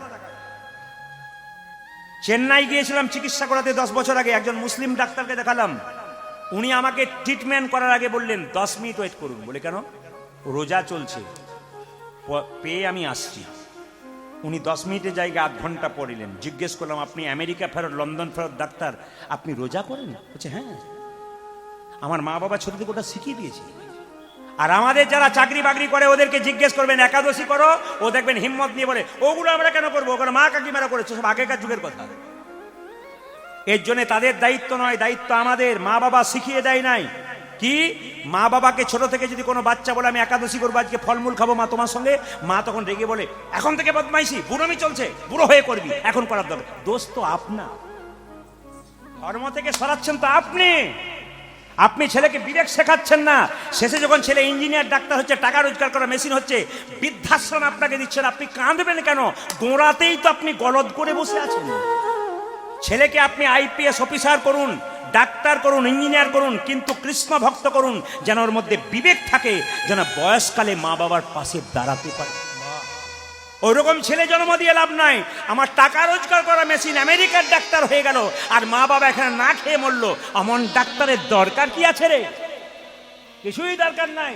যদি মানুষ করতে না পারলেন, চৈতন্য জাগান, এখনো সময় আছে যদি ছেলেগুলোকে কৃষ্ণ ভক্ত করতে পারে। সবাই তাকার মায়েরা। একটা মেয়েকে জিজ্ঞেস করলাম তুমি কি করো? বলছে আমি দাঁতের ডাক্তার। বাহ। একটা মেয়ে 18 বছর বয়স, বললাম তুমি কি করো? ও বলছে আমি তো কি করি জানো, বিউটি পার্লারে কাজ করি। বললাম আমিও তো করি। আমি বললাম আপনি কীর্তনে ফাঁকে করেন? বললাম না, কীর্তন করতে করতে করি। ও বলছে বুঝতে পারলাম না। তুমি তো বিউটি পার্লারে কাজ করে মেয়েদের বাড়িটা ভালো করার চেষ্টা করো, আর আমি হরিনাম নামক বিউটি পার্লারে কাজ করে ভক্তের হৃদয় মন্দিরটাকে সুন্দর করার চেষ্টা। এটা এমন একটা জায়গা, যদি আপনি মন দিয়ে শুনতে পারেন, কালকে গিয়ে চিন্তা করবেন, ভাববেন যে কথাগুলো বললো আমার ভেতরটাকে পরিবর্তন করতে হবে। আমি কি ছিলাম আর আমি কি হব? যারা তিলকমালা নিয়েছেন ওদেরকে জিজ্ঞেস করুন ওদের আগের জীবনটা কি ছিল, এখন কি হয়েছে। একজন 4 চাকা গাড়িতে যাচ্ছে, বিরাট বড় লোক, তাকে জিজ্ঞেস করলাম দাদা কেমন আছেন? আর বলবেন না, খালি টেনশন। আর একজন কৃষ্ণ ভক্তকে জিজ্ঞেস করলাম আপনি কেমন আছেন? হরির কৃপায় ভালোই চলছে। যে দেখবেন প্রচুর টাকার মালিক, 1 টাকার ট্যাবলেট ছাড়া ঘুম হয় না রাত্রিবেলায়, আর যে কৃষ্ণ ভক্ত ছেঁড়া চটে 6 ঘন্টা ঘুমিয়ে দিচ্ছে। আমরা ঘুমটাকে নষ্ট করে ফেললাম খালি চিন্তা করতে করতে। কৃষ্ণ চিন্তা করুন, কর্ম করুন, আপনার জীবন সুন্দর হবে। মুকুন্দ সরকার সঙ্গে সঙ্গে মায়েরা বলল যে নবাব তুমি আমায় কিছু বলছো? বলছে হ্যাঁ, তুমি আমার বাড়ি চলো। বলে কোথায়? মালদা। তুমি তো মুসলমান। মুসলমান হলে কি হবে? তুমি যা বলবে আমি তাই করবো। বলে কি? তুমি এক কাজ করো নবাব, তুমি আমাকে নিয়ে যাবে তো একটা গোপীনাথের মন্দির তোমার বাড়িতে তৈরি করো। ঠিক আছে, করে দেবো। সেখানে গোপীনাথের ভজন করবো। হ্যাঁ করতে পারবে। গরিবের চিকিৎসা করতে পারবো। হ্যাঁ গো, সব পারবে। এত বড় বাংলার নবাব নিয়ে গেল কোথায়? মালদাতে। মুকুন্দ তার বাড়িতে বসে বসে গোপীনাথের ভজন করছে, আর নবাবকে একটা মেয়ে তালপাতার পাখাতে হাওয়া করছে, তার মধ্যে ময়ূরের পালক ছিল। কথা মনে রাখবেন। মুকুন্দ গাইছে আর নবাব শুনছে। বাবা মুকুন্দ, কি সুন্দর গান গাইছো, তোমার গানের সুরেই তো অর্ধেকটা রোগ সেরে যাবে গো। যারা ব্যাগ নিয়ে চটি নিয়ে এসেছিলেন 2-4 জন, যারা ঘর যাবার কথা ভাবছেন, তাদেরকে বলবো যদি আপনি প্রকৃত মা হন তাহলে আজকে বাতাসাটা প্রসাদটা সন্তানের জন্য নিয়ে যাবেন। মালদা জেলায় গান করছিলাম, যার বাড়িতে বাসা, উনি ডান হাতে গোবিন্দ সেবা করছে, ডান হাতে বৈষ্ণব সেবা করছে, বাঁ হাতে খাচ্ছে। জিজ্ঞেস করলাম মা তুমি বাঁ হাতে খাচ্ছ কেন, ডান হাতে খাচ্ছ না কেন? বলছে আমার 7টা ছেলে মরে যাওয়ার পর একটা ছেলে হয়েছে, আমি গোবিন্দের কাছে প্রার্থনা করেছি এই ছেলে যদি আমার বেঁচে যায় এই ডান হাতটা আমি গোবিন্দের চরণে দিয়ে দেবো, বৈষ্ণব সেবায় দেবো। ওই মেয়েটা 17 বছর ধরে বাঁ হাতে খাচ্ছে আর গোবিন্দকে ডান হাত দিয়ে। একজন মা 17 বছর ধরে নয়, সারা জীবন ধরে তার ডান হাতটা গোবিন্দকে সবে দিয়েছে, আর একজন মা 3 ঘন্টার কীর্তন শুনতেছে। যদি ব্যাগ গুটিয়ে ছটফট করে, ও কেমন মা একটু হিসাব করে আমাকে পরে বলবেন, এখনো বলার দরকার নাই। একটা কথা শুনলে চমকে যাবেন, এতদিন যে পুজো পাঠ করলেন বেকার হয়ে গেল কেন বলুন তো? ব্রহ্মবৈবর্ত পুরাণ যারা পড়ে তারা বলেছে পরিষ্কার করে, ব্রহ্মবৈবর্ত পুরাণ, পুজো পাঠ করবেন, দান করবেন, যজ্ঞ করবেন, কপালে তিলক না নিলে গোটা পুজোটাই বেকার। তাহলে এতদিন পুজো করলেন বেকার করলেন? শাস্ত্র অনুযায়ী তাই বলা যায়। বলছে পুজো করবার সময় যদি কোনো মা বা বাবা যদি তিলক না নেয়, ব্রহ্মবৈবর্ত পুরাণ বলছে গোটা পুজোটাই বেকার। তাহলে প্রশ্ন করবেন বেকার? হ্যাঁ। তাহলে কাল থেকে তিলক নিতে হবে। আমি যে মাছ মাংস খাই, তিলক নেবো কি করে? আপনি মাছ মাংস খাবেন তবু তিলক নেবেন, আপনি মাছ মাংস খাবেন তবু মালা নেবেন, প্রচার করবেন আমি হিন্দু, আপনি প্রমাণ করবেন আপনি হিন্দু, কেন? মালা নেবেন। শাস্ত্র বলে দিয়েছে, কি বলেছে মায়েরা তাকাবেন, এই যে আপনারা মালা দেখতে পাচ্ছেন, যারা মাছ মাংস খায় তারাও মালা নেবে, যারা খায় না তারাও নেবে। কিভাবে নেবে? যারা নিরামিষ খায় তারা মালাটাকে গলাতে লাগিয়ে নেবে। দেখে নিন যারা ভক্ত মানুষ তারা গলাতে মালাটা এরকম করে লাগিয়ে নিয়েছে কণ্ঠের মধ্যে। আর যারা আমিষ খায় মালাটাকে ঝুলিয়ে নেবেন, মালাটাকে আমার মতো এতটা ঝুলিয়ে নেবেন। এই যে একটা নিয়েছি নিরামিষ খাওয়ার এই যে ব্যাপার, সবাই তাকান, আপনারা যারা কণ্ঠে নিয়েছেন ভক্ত মানুষ আছেন, এটা কিন্তু গলায় লাগিয়ে নেবেন মালা। আর যারা আমিষ ঠামিষ খান কোনো অসুবিধা নেই, চেষ্টা করবেন কম করবার, কিন্তু আপনি গলাতে মালাটা একটু ঝুলিয়ে পড়বেন যেন কণ্ঠে না লেগে যায়। দ্বিতীয়, আচ্ছা মায়েরা তিলকের কথা যখন বললাম যে কাল থেকে তাহলে পুজো পাঠ বেকার, না পুজো পাঠ বেকার নয়, আপনার তিলক করতে পারেন। আমাদের সবচাইতে লজ্জার ব্যাপার, যদি কেউ তিলক নেয় তাহলে দেখবেন আমাদের পাশের বাড়ির লোক প্রথমেই তাকে লেগে যায়। যেমন আমার পাশের বাড়িতে একটা মেয়ে 25 বছর বয়স, ও ছেলেটা 3 বছর বয়স, ছেলেকে নিরামিষ খায়, নিজে নিরামিষ খায়, তিলক নেয়। পাড়ার 5টা মেয়ে খালি বলা বলি করে, বাবারে হারাধনের বইয়ে কি ঢং দিদি, তিলক নিয়েছে মালা নিয়েছে, বোধহয় ভগবান আগে পেয়ে যাবে গো। না না এইটাই তো, না না এটা হাসি নয়, এটা আমাদের লজ্জা। অন্য জাতির মধ্যে যেটা নাই সেটা আমাদের মধ্যে আছে। অন্য জাতির লোক ধর্ম করলে তার পেছনে 10 জন বলে, তোকে কেউ কিছু বললে আমাকে বলবি, দেখে নেব কে কি বলতে পারে। আর আমাদের ধর্মের লোক রাস্তা দিয়ে পেরিয়ে যায় আর আমরা তাকে ঠাট্টা করি। অন্য ধর্মের লোকরা মনে মনে ভাবে এরা নিজের লোককে সম্মান দেয় না, আমরা দেব কি? আগে নিজের ধর্মের লোককে সম্মান দিন, নইলে সম্মান পাবেন কি করে? আগে নিজের ধর্মের মানুষকে সম্মান দিন। ওই জন্য আমি এখানকার ছেলেগুলোকে বললাম, যদি কৃষ্ণ ভক্ত দেখো বাবা, তাহলে সবাইকে একটু কৃষ্ণ হরে হরে কৃষ্ণ বলো। একটা ছোট্ট ছেলে এখানে কৃষ্ণ মন্ত্র নিয়েছেন, উনি কিন্তু এরকম তিলক তিলক রেখেছেন, এবং আমি বললাম একে, বলছে আমরা ওকে প্রভু প্রভু বলি। হ্যাঁ সম্মান দাও, কেন? তুমি করতে পারো নি, ও করতে পেরেছে, ওকে জাগাও যে তুমি করো ভাই, আরও 5 জন যেন করতে পারে। এরকম সফলতা জীবনে আনতে হবে, তবে কিন্তু কাজ আছে। মায়েরা তিলক যাদেরকে বললাম একটু বলে দিই, তিলকের বহু বড় ব্যাখ্যা আছে, আমি ছোট করে বলি। কাল থেকে যারা পুজো পাঠ করবেন, এইদিকে কাল থেকে যারা পুজো পাঠ করবেন তিলকটা কেমন নেবেন? আপনাকে লোকে দেখে ঠাট্টা করবে? কিচ্ছু দরকার নেই, শুনে নিন। হাতে জল নেবেন, এই আঙ্গুলে করে জল তিলক নিয়ে নিলেন। সবাই শুনবেন ভালো করে। কাল থেকে পুজো পাঠ শুরু করবার আগে লক্ষ্মী পুজো করুন, কৃষ্ণ পুজো করুন, আপনি হাতে জলটা নেবেন, জলটা নিয়ে এই আঙ্গুলে করে হরে কৃষ্ণ মহামন্ত্র বলে এখানে তিলকটা জল তিলক করে নেবেন, কেউ দেখতে পাবে না, কিন্তু তিলক কিন্তু আপনার ছেলেগুলো হয়ে গেল। চুপ করেন। বাচ্চাদের শব্দ একটু বন্ধ করতে বলুন। তিলকটা মায়েরা বুঝতে পেরেছেন? সবাই বুঝতে পেরেছেন তো? একটু জোরে বলুন হা না না। যে ঘুমাচ্ছেন সে বলুন না, জোরে বলুন হা না না। বুঝতে পেরেছেন? ইনি খালি বুঝতে পারেন। আচ্ছা ঠিক আছে, কি বললাম? তিলকটা জল তিলক। হ্যাঁ, যদি মনে করেন এটা ফোঁটা নেবো, তাহলে এক কাজ করতে পারেন, তুলসী গাছে যে নিচে জল দেন না গাছের মাটিতে, ওই গাছের নিচে থেকে এই আঙুলে করে একটু ফোঁটা আপনারা কপালে নিয়ে নেবেন, দেখবেন আপনার কিন্তু লাভ আছে। তবে কিন্তু আপনার পুজো পাঠ সবই ঠিক হয়ে যাবে। সবাই লক্ষ্য করো মায়েরা, বলছে বীর এ 365 দিনের মধ্যে 300 দিন এই কাজ আমাদের, আপনাদের মুখ দেখা, আপনাদের শিক্ষা দেওয়া, আপনাদের মতো আসলে এরকম গান করা, প্রত্যেক দিন আমাদের এই কাজ, একই অভ্যাস হয়ে গেছে আর কি। সবাই তাকান। অনেকে বলে এত রাত জাগেন কি করে, কষ্ট হয় না? অভ্যাস হয়ে গেছে আর কি, কষ্ট আবার কি হয় না? সবাই মাইন্ডটা যদি ঠিক থাকে না, বলতে বলতে সুন্দর সুন্দর কথাগুলো বেরোয়, মাইন্ড ঠিক নষ্ট হয়ে গেলে গন্ডগোল হয়ে যায়, ভালো জিনিস তেতো হয়ে যায়, না কি বলছেন মায়েরা? জলবা হ্যাঁ না? তো যাই হোক, আপনার সবাই শান্ত থাকলে আমি ঠিক ঠিক দিয়ে যাবো, মন দিয়ে শুনবেন। বলছে যে অক্ষয় তৃতীয়ার দিনে ছেলেটি ভক্তদের সঙ্গে একটু কীর্তন করলো। এই যে অক্ষয় তৃতীয়া মায়েরা, অক্ষয় তৃতীয়া আসছে বৈশাখ মাসের 6 তারিখ সোমবার।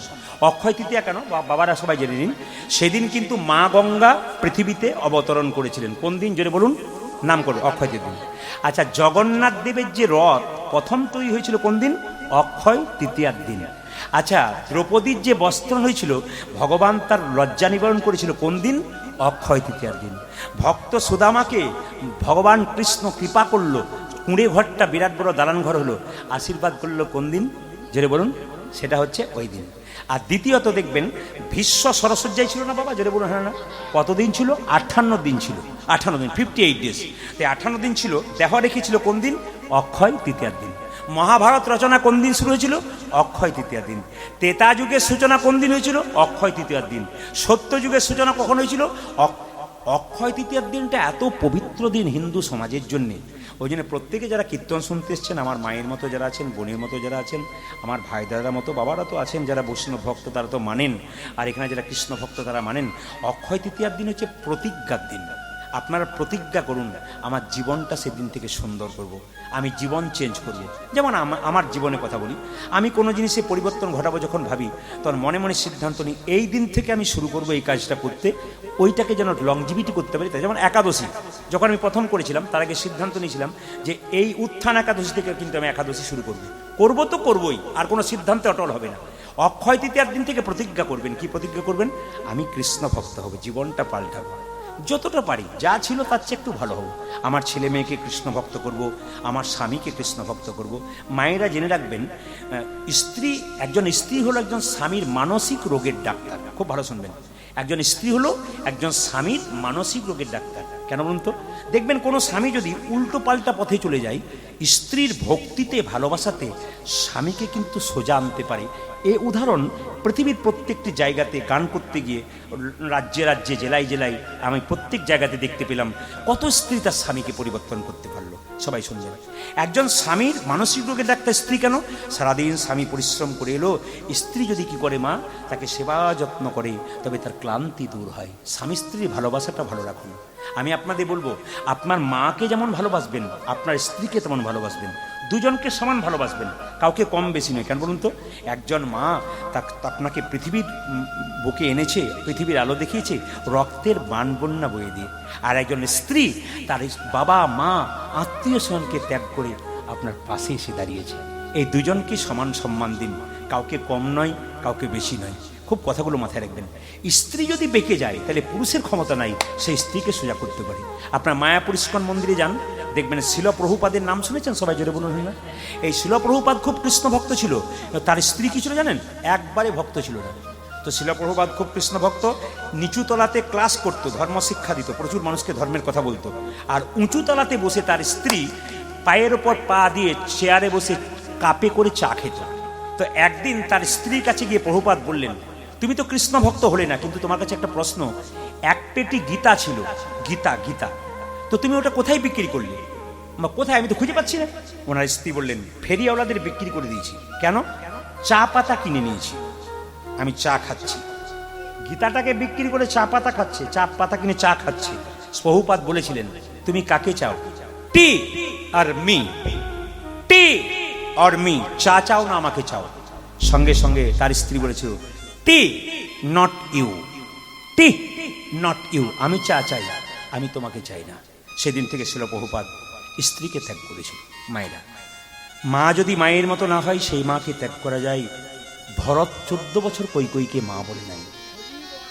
বাবা যদি বাবার মতো হয় সেই বাবাকে ত্যাগ করা যায়। ভক্ত প্রহ্লাদ হিরণ্যকশিপুকে বাবা বলে রাখি নাই।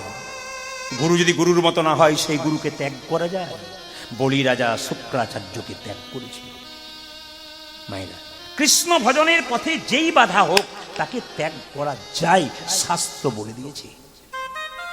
কিন্তু আমি প্রত্যেকটি দাদা ভাইয়ের কাছে বলে যাব, আমার মায়েদের চুলের মুঠি ধরে কেউ মারবেন না। আমার মায়েদের সঙ্গে যদি ঝগড়া হয়, বিবাদ হয়, স্বামী স্ত্রীতে সংসারে বিবাদ হতে পারে, ঠোকাঠুকি হতে পারে, আবার নিজেদের মধ্যে সমাধান করুন। কোনো মায়ের চুলকে স্পর্শ করে কেউ আঘাত করবেন না। তাহলে এই আসরে দাঁড়িয়ে বললাম আপনি ধ্বংস হবেন। আমি বলছি না, শাস্ত্র প্রমাণ। দ্রৌপদীর চুলের মুঠি ধরেছিল কে? দুর্যোধন, দুঃশাসন। শেষ হয়ে গেল। মায়েরা, দৈবকীর চুলের মুঠি ধরেছিল কে? কংস। শেষ হয়ে গেল। সীতার চুলের মুঠি ধরেছিল কে? যেটা বলুন, রাবণ। শেষ হয়ে গেল। এই জন্য মায়েদের চুলের মুঠি ধরে কোনোদিন আঘাত করবেন না। দুটো কথা হতে পারে, মায়েদের ভালোবাসা দিন। কেন? এই মায়েরাই পারে সংসারটাকে সুন্দর করতে, আবার এই মায়েরাই পারে সংসারকে নষ্ট করতে। নারী যদি নারীর মতো হয় পুরুষ ওপরে ওঠে, আর নারী যদি আনাড়ি হয় তবে পুরুষ নিচে নেমে যায়। আমি 25 বছর বয়স থেকে কীর্তন করি। আমার বিয়ে হয়েছে কত বছর বয়স? আমার এখন চলছে 52, কমপ্লিট হয়নি। তাহলে আমার বিয়ে হয়েছে কত? খুব বেশি হলে 28-29 বছর বয়সে। তখন থেকে আমি কীর্তন করছি। আমার স্ত্রী যদি বলতো ওসব চলবে না, মাসের পর মাস বাইরে থাকা চলবে না, যদি বলতো, আমি কিন্তু এই জায়গাতে থাকতে পারতাম না। স্ত্রীর ত্যাগ শিকার আছে, শুধু আমার নয়, যতগুলো ছেলে আমাদের দলের আছে, যত কীর্তন জগতে আছে। ত্যাগ নইলে কোনো মতেই একজন পুরুষ সফল হতে পারে না। একজন নারী যতক্ষণ না তার মধ্যে শক্তি জোগাড় করে, একজন পুরুষ কোনো মতেই বড় হতে পারে না। এই যে এত সুন্দর কথাগুলো শুনলেন, এবার একটু আপনার হাসাই। সংসার সুখের হয় পুরুষের গুণে। কি বললাম? এবার হাসাই। দেখবেন যে ঘুমাচ্ছিল সে, আমি যেই না বলেছি সংসার সুখের ঘুমে, দিব্যি ঘুমোচ্ছিল। সংসার সুখের হয় পুরুষের। আচ্ছা মায়েরা, সংসার সুখের হয় যেটা বলুন। দাদারা মনে মনে ভাবছে এতদিন পরে আপনি আমাদের হয়ে বলেছেন, কেউ কোনদিন বলে নাই। না না, একটা কথা বলে, সংসার সুখের হয় রমণীর গুণে। এরপর একটা হাত আছে কিন্তু, এক হাতে তালি বাজে না। গুণবান স্বামী যদি থাকে তার শনি। তবে সংসার, এবার বলে দিই, সংসার কখন পুরুষের গুণে কি হয়? সুখী হয়। সংসার সুখের হয় পুরুষের গুণে, যদি স্বামী বসে বসে বইয়ের কথা শুনে। চুপচাপ শোনে। না কি বলছেন? আমি ঠিক বললাম না ভুল বলে ফেললাম নাকি? যেরকম বলে ঠিক বলেছি? একবার ঠিক। মজা আছে কিন্তু। আর কীর্তনে এমন রস আছে, আপনারা ভাবছেন সারা রাত্রি শুনবো, কিন্তু আমি আর পারবো না। কেন বলুন তো? এইবার আমাকে এগুলো রয়েছে না, এগুলো হচ্ছে একটা পদাবলী গান। অথচ যখন আপনার মাথা নোড়াচ্ছেন, হাওড়া হুগলিতে গান করা হয়, ভক্তলীলা করা হয়, তো সুন্দর সুন্দর সুর গান করা হয়, কিন্তু তার মধ্যে একটা ভজন, মানে এই যে পদাবলী গান, এগুলো দিয়ে মুর্শিদাবাদ, নদিয়া, মালদা, উত্তর দিনাজপুর, দক্ষিণ দিনাজপুর যান, ওরা কিন্তু কোনো ভক্তলীলা শুনবে না। আপনি বিল্লমঙ্গল করুন, একবারে শুনবে না। ওটা তো গল্প, ওটা কীর্তনে দেওয়া যায় 5 মিনিট, একবারে শুনবে না। যদি বলেন আপনি ওই অন্য কিছু করব, মানে ভক্তলীলা, বলেন না, ওগুলো করবেন না। কৃষ্ণলীলা কোন? উত্তর গোষ্ঠ, হ্যাঁ, আপনার অন্ন ভিক্ষা, সূর্য পূজা, রূপ, এটা রূপ গানের পদাবলী। দেখুন কি সুন্দর পদাবলী। ও তার বিনোদ করতে। এবার দেখবো আপনার কেমন কীর্তন শুনছেন, একসঙ্গে বলতে পারলে খুশি হব। যখন মুকুন্দ সরকার কীর্তন গান গাইছে, নবাবকে একটা মেয়ে পাখা করছিল। তাল পাতার পাখা না প্লাস্টিকের পাখা? বাঁ দিক থেকে শব্দ পেলাম না কিন্তু, কি পাতা? যা, বুঝেছেন। আচ্ছা, সেই পাখাতে কাকের পালক ছিল না কোকিলের পালক ছিল? এখানে বুঝলাম পাস করে গেছেন আপনারা। একবারে কি বলবো, ফার্স্ট ডিভিশনে পাস করেছেন, খুব ভালো। মায়েরা সবাই লক্ষ্য করুন, কীর্তন শুনতে শুনতে রাধা রানী কি, চুপ করে বসো, মাথার দোষ আছে, চুপ করো। রাধা রানী কি, শ্যাম সুন্দর কি, মদন মোহন কি, হরিবসর কি, এর আশীর্বাদে ছেলেদের বিয়ে হোক কি। রাধা রানী কি, শ্যাম সুন্দর কি, মদন মোহন কি। আপনি চুপ করুন, তারা ঠিক আছে। রাধা রানী কি, কিম্ভূত কিমাকার লোকও আছে বাবু। হ্যাঁ, অনেক জায়গায় দেখলাম আমি, কিম্ভূত কিমাকার লোকও দেখতে পেলাম। এইদিকে এসো, এদিকে, এদিকে, এখানে, এদিকে। মালা পড়ো, মালা পড়ো। একে বলো বলো। আপনার কমিটি ছেড়ে বলুন কি বলছে দেখুন, বলুন বলো বলো। হ্যালো পলাশ, আমাকে এটা বিরক্ত করলে হয় না। ইনি আমার উপরে রাগ করছেন, ইনি আমার উপর রাগ করছেন, ঠিক আছে? ইনি আমার উপর রাগ করছেন। এনে মালাটা ওনাকে দিকে পুরাই দেবেন না, বিয়ে হয়ে যাবে। আপনারা সবাই আশীর্বাদ করে মাথার দোষটা যেন কেটে যায়। একজন শিক্ষিত ভদ্র ছেলে, একজন এখানে বহু কম কম বয়সে বাচ্চা বাচ্চা ছেলেরা কীর্তন শুনছে, একজন শিক্ষিত ভদ্র ছেলের পরিচয় এটা হয় না, না কি বলছেন? আশীর্বাদ করুন যেন মাথাটা ঠিক থাকে। হ্যাঁ, বিবাহ মানে কি? বিয়ে করেছে ওটা জানো, ছেলে হয়েছে ও সব জানো, আর ইয়ে জানো না, ওই বিয়ে বিয়ে কি বিবাহ মানে কিছু বোঝো না, কিছু বোঝো না। আর বিবাহ মানে বন্ধন, কিসের বন্ধন? বাবা কি প্রেম গো, আশ্চর্য বাবা, কি জেনে বসে আছে। মায়েরা, বিবাহ মানে কি জানেন? বিশেষভাবে ভার বহন করা। শুনবেন ভালো করে, বিবাহ মানে বিশেষভাবে ভার বহন করা, দেহের ভার নয়, পরিবারের ভার আর ধর্মের ভার বহন করা, এটা হচ্ছে বিশেষভাবে। আচ্ছা, স্ত্রীকে বাঁ দিকে বসাও না ডান দিকে বসাও? না না, তুমি এখন কোন দিকে বসাও? তুমি কোন দিকে বসাও? উল্টো বসছে, তুমি কোন দিকে বসাও? একে একটু ইয়ে দিতে হবে, কি ডোজ দিতে হবে, নাহলে জব্দ হবে না। মানে কমিটি যখন জব্দ করতে পারে না, আমাকে জব্দ করতে হবে। হ্যাঁ,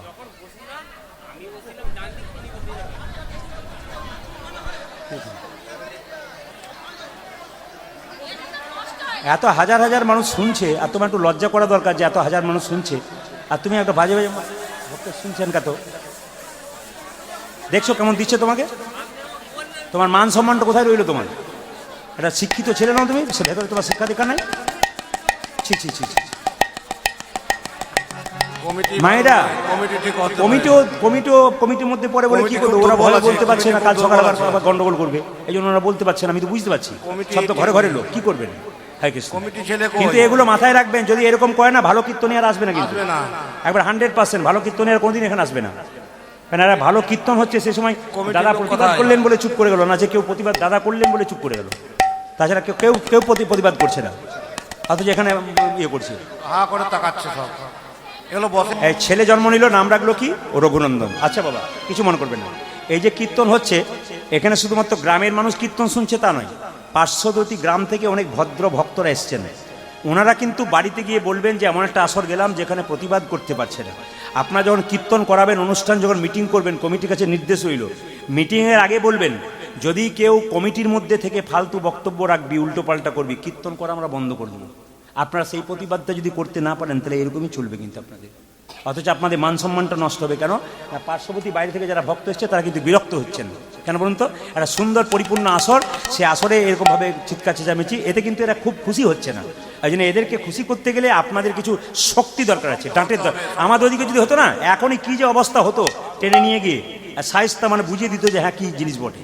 আমাদের বীরভূমের কথা বললাম আমি, ও কোনো আসরে কোনো সব চলবে না, আসর থেকে বেরো, তারপর বাইরে তোমার যা হবে হবে, তোমার সব কথা হবে। ঘুম আসে না। আমি যখন অন্য জায়গাতে বলি ঘুম আসছে, তাদের কি জয় বলে দেয়, এখানে মায়েরা খুব সচেতন। ঘুম আসে কি না, এ খুব ভালো, যেরকম রাধা রানী কি। আচ্ছা মায়েরা, হ্যাঁ, যেদিন ছোট্ট রঘুনন্দন নাড়ু খাওয়াবে, রিভাবটা একটু কম করো বাবা, মাইকম্যান টোনটা বাড়াও, জয় নিতাই। যেদিন রঘুনন্দন নাড়ু খাওয়াবে, তার আগের দিনে একাদশীর দিন ছিল। আপনারা সবাই শুনবেন, আগামী 13ই বৈশাখ নাকি, আগামী 13ই বৈশাখ, মানে কালকে একটা একাদশী আছে, তাই তো? যেটা বলো হানা না, একাদশী কারা কারা করেন একটা হাত তুলবেন। বা বা বা বা, এই জন্য তো আপনাদের ভক্তি আছে গো। একাদশী না করলে কি ভক্তি থাকে? না, যারা করেন না তাদের যে নেই তা নয়, একাদশী করলে ভক্তিটা বেশি থাকে। একটা কথা বলে দিই মায়েরা, একজন মা তার সন্তানের জন্য উপবাস করে না মা, মঙ্গলের জন্য। এই যে একাদশী যদি কোনো সংসারে বাবা মা করে, তবে সংসারে সবারই মঙ্গল হয়। তাহলে একজন মা যদি হন, তাহলে সবার মঙ্গলের জন্য একাদশী করা দরকার। মুসলিম সমাজে 30 দিন রোজা রাখে, ওরা দেখবেন একটু জল পর্যন্ত খায় না, থুতু পর্যন্ত গেলে না। কিন্তু আমাদের সবচেয়ে দুঃখের ব্যাপার, একাদশীতে সবই খেতে পাবেন, শুধু 5টা জিনিস খেতে পাবেন না। কি কি? পঞ্চশস্য। কি কি মায়েরা? চাল, গম, জব, ডাল আর সরিষা, এগুলো খেতে পাবেন না। অনেকে দেখবেন রুটি খায়, কিন্তু বলে কি আমরা আটা খাই, ওটা একাদশী হয় না, আটাদশী হয়। একবারে রুটি খাবেন না। আমি গম খেতে বারণ করেছি, আমি বলিনি, শাস্ত্র নির্দেশ দিয়েছে, সবাই শুনবেন। বলছে একাদশীর দিনে মায়েরা সবাই লক্ষ্য করুন কি কি খাবেন।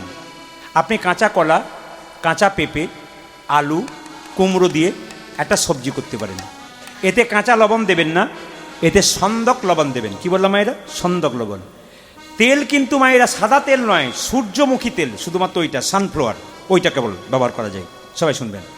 সরষার তেল মাখতে পাবেন না, নারকেল তেল মাখবেন। যে বিছানাতে প্রত্যেক দিন শুয়ে থাকেন, একাদশীর দিন সেই বিছানা ব্যবহার, জোরে বলুন, করবেন না। এইবার বলে দিই, এই একাদশীটার নাম কিন্তু মোহিনী একাদশী, যেটা 13 তারিখে হবে। সবার কাছে নিবেদন রইল, এই মোহিনী যারা একাদশী করেন না তাদের কাছে একটা নিবেদন রইল, মায়েরা, একজন মা যদি ডান হাতটা 17 বছর ধরে তার ছেলের জন্য দিতে পারে, একজন মা 15 দিন পর পর একটা একাদশী করতে পারে নিজের সংসারে মঙ্গলের জন্য। যারা করেন না তারা প্রতিজ্ঞা করে যান যে আমরা সবাই মিলে 6 বৈশাখ আপনারা ওই অক্ষয় তৃতীয়ার দিন থেকে প্রতিজ্ঞা করুন যে আগামী যত একাদশী আছে প্রভু তুমি আমাকে ক্ষমতা দাও যেন আমি একাদশী পালন করতে পারি।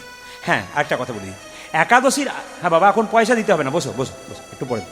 হ্যাঁ, এইদিকে একাদশীর আগের দিনে ব্রাশ করে নিতে হয় আর জিভ ছুলে নিতে হয়। যেমন ধরুন আজকে কাল একাদশী তো, আচ্ছা আচ্ছা, আজকে কাল যারা একাদশী করবেন, নতুন করে যারা করবেন, যারা করেন, আজকে রাতে কিন্তু গিয়ে ব্রাশ করে নিতে হয়। কেন? পেস্টের মধ্যে যে লবণ থাকে, লবণ দেওয়া চলবে না। আর কি বলুন তো, জিভটা ছুলে নেবেন, পরিষ্কার করুন। কেন? জিভ ছুলতে গিয়ে সকালে যে জিভটা কেটে যায়, আপনার একাদশী হলো না। এই জন্যে এই কাজটা কিন্তু আজকে রাতে করবেন। সকালবেলায় গরম জল দিয়ে মুখটা ধুয়ে নেবেন, কুল্লি করে নেবেন। কিন্তু সকালবেলায় স্নান করে পবিত্র পোশাক পরে আপনারা কি করবেন, সারাটা দিন শুধু ভগবানের জপ করবেন আর সংসারের কর্তব্য কর্ম করবেন। যাদের বাড়িতে একাদশী হয় না তাদের কাছে নির্দেশ দিলাম, অন্তত কালকের দিনটা নিরামিষ করুন। যার বাড়িতে দেখুন, স্কুলে পড়াশুনো করেন না করেন, আগে ভর্তি হন, লাইনে দাঁড়ান, তবে তো আপনার ডাক পড়বে না। কি বলছেন? হ্যাঁ, আগে লাইনে দাঁড়াতে হবে, নাকি মা বলছেন?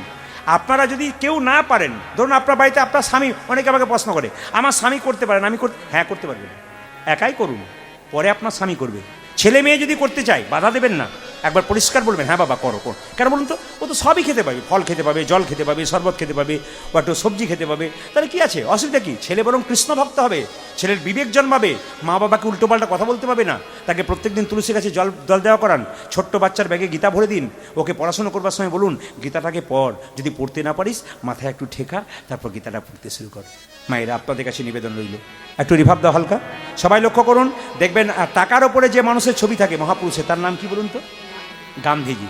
এই গান্ধীজি, তিনি ছিলেন এলাহাবাদ কোর্টের ব্যারিস্টার। সকালবেলায় গীতা পড়তেন, আর গীতা পড়তে পড়তে কি বলতেন? প্রভু আমাকে সম্পদ দিও না, আমাকে বিপদ দাও, যত বিপদ দেবে তত তোমায় ডাকবো, আর সম্পদ দিলে তোমায় ভুলে যাবো। সুনিতা উইলিয়ামস, যিনি চাঁদে গিয়েছিলেন, এত বড় মেয়ে, বিজ্ঞানী, বিখ্যাত বিজ্ঞানী, চাঁদে গিয়েছিলেন, কদিন আগে শুনলেন, তার ব্যাগের মধ্যে কি দেখতে পাই? এত শিখেও আমরা শিখতে পাচ্ছি না। হ্যাঁ, তার ব্যাগের মধ্যে একটা গণেশের মূর্তি আর গীতা, শ্রীমদ্ ভাগবত গীতা ছিল। তাহলে যে এত বড় বিজ্ঞানী, তার ব্যাগের ভিতরে গীতা, আর আমরা একটা ছেলে মেয়ের ব্যাগে গীতা রাখতে পারছি না। আপনার ছেলে মেয়ে স্কুলে যাচ্ছে, আপনার স্বামী যাচ্ছে বাইরে, একটা গীতা রাখবেন পকেটে। সবার কাছে নিবেদন, গীতা দেখবেন অনেক বিপদ থেকে রক্ষা করে। আপনি রাখুন না, দেখুন অনেক বিপদ থেকে রক্ষা হন কিনা।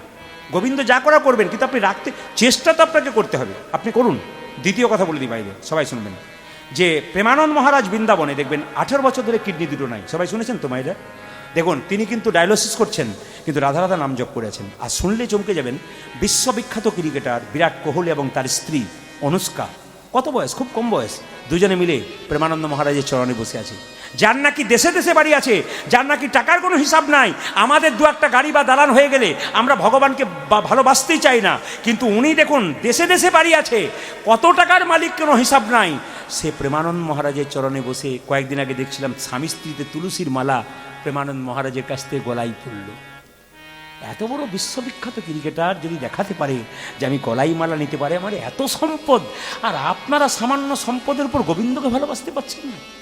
এই বিবেক আপনার একবার জাগ্রত করুন। বারবার বলবো, এ কথাগুলো বলে গেলাম রাত্রিতে, আপনারা একটু চিন্তা ভাবনা করবেন। চৈতন্য যদি কারো হয় তবু বুঝবো যে প্রদীপ পালের চেষ্টাতে মহাপ্রভুর আশীর্বাদে কিছুটা হয়েছে। শুধু তাই নয়, আজকে বাড়ি বাড়ি একাদশী করে।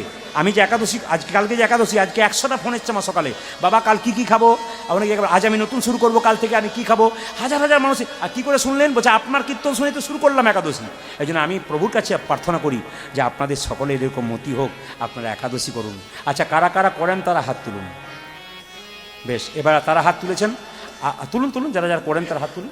আচ্ছা, আগামীকাল থেকে কারা করবেন এরকম, মানে করতে হবে কালকে তা নয়, কারা করবেন এরকম ভাবছেন পরবর্তী ক্ষেত্রে হাত তুলুন।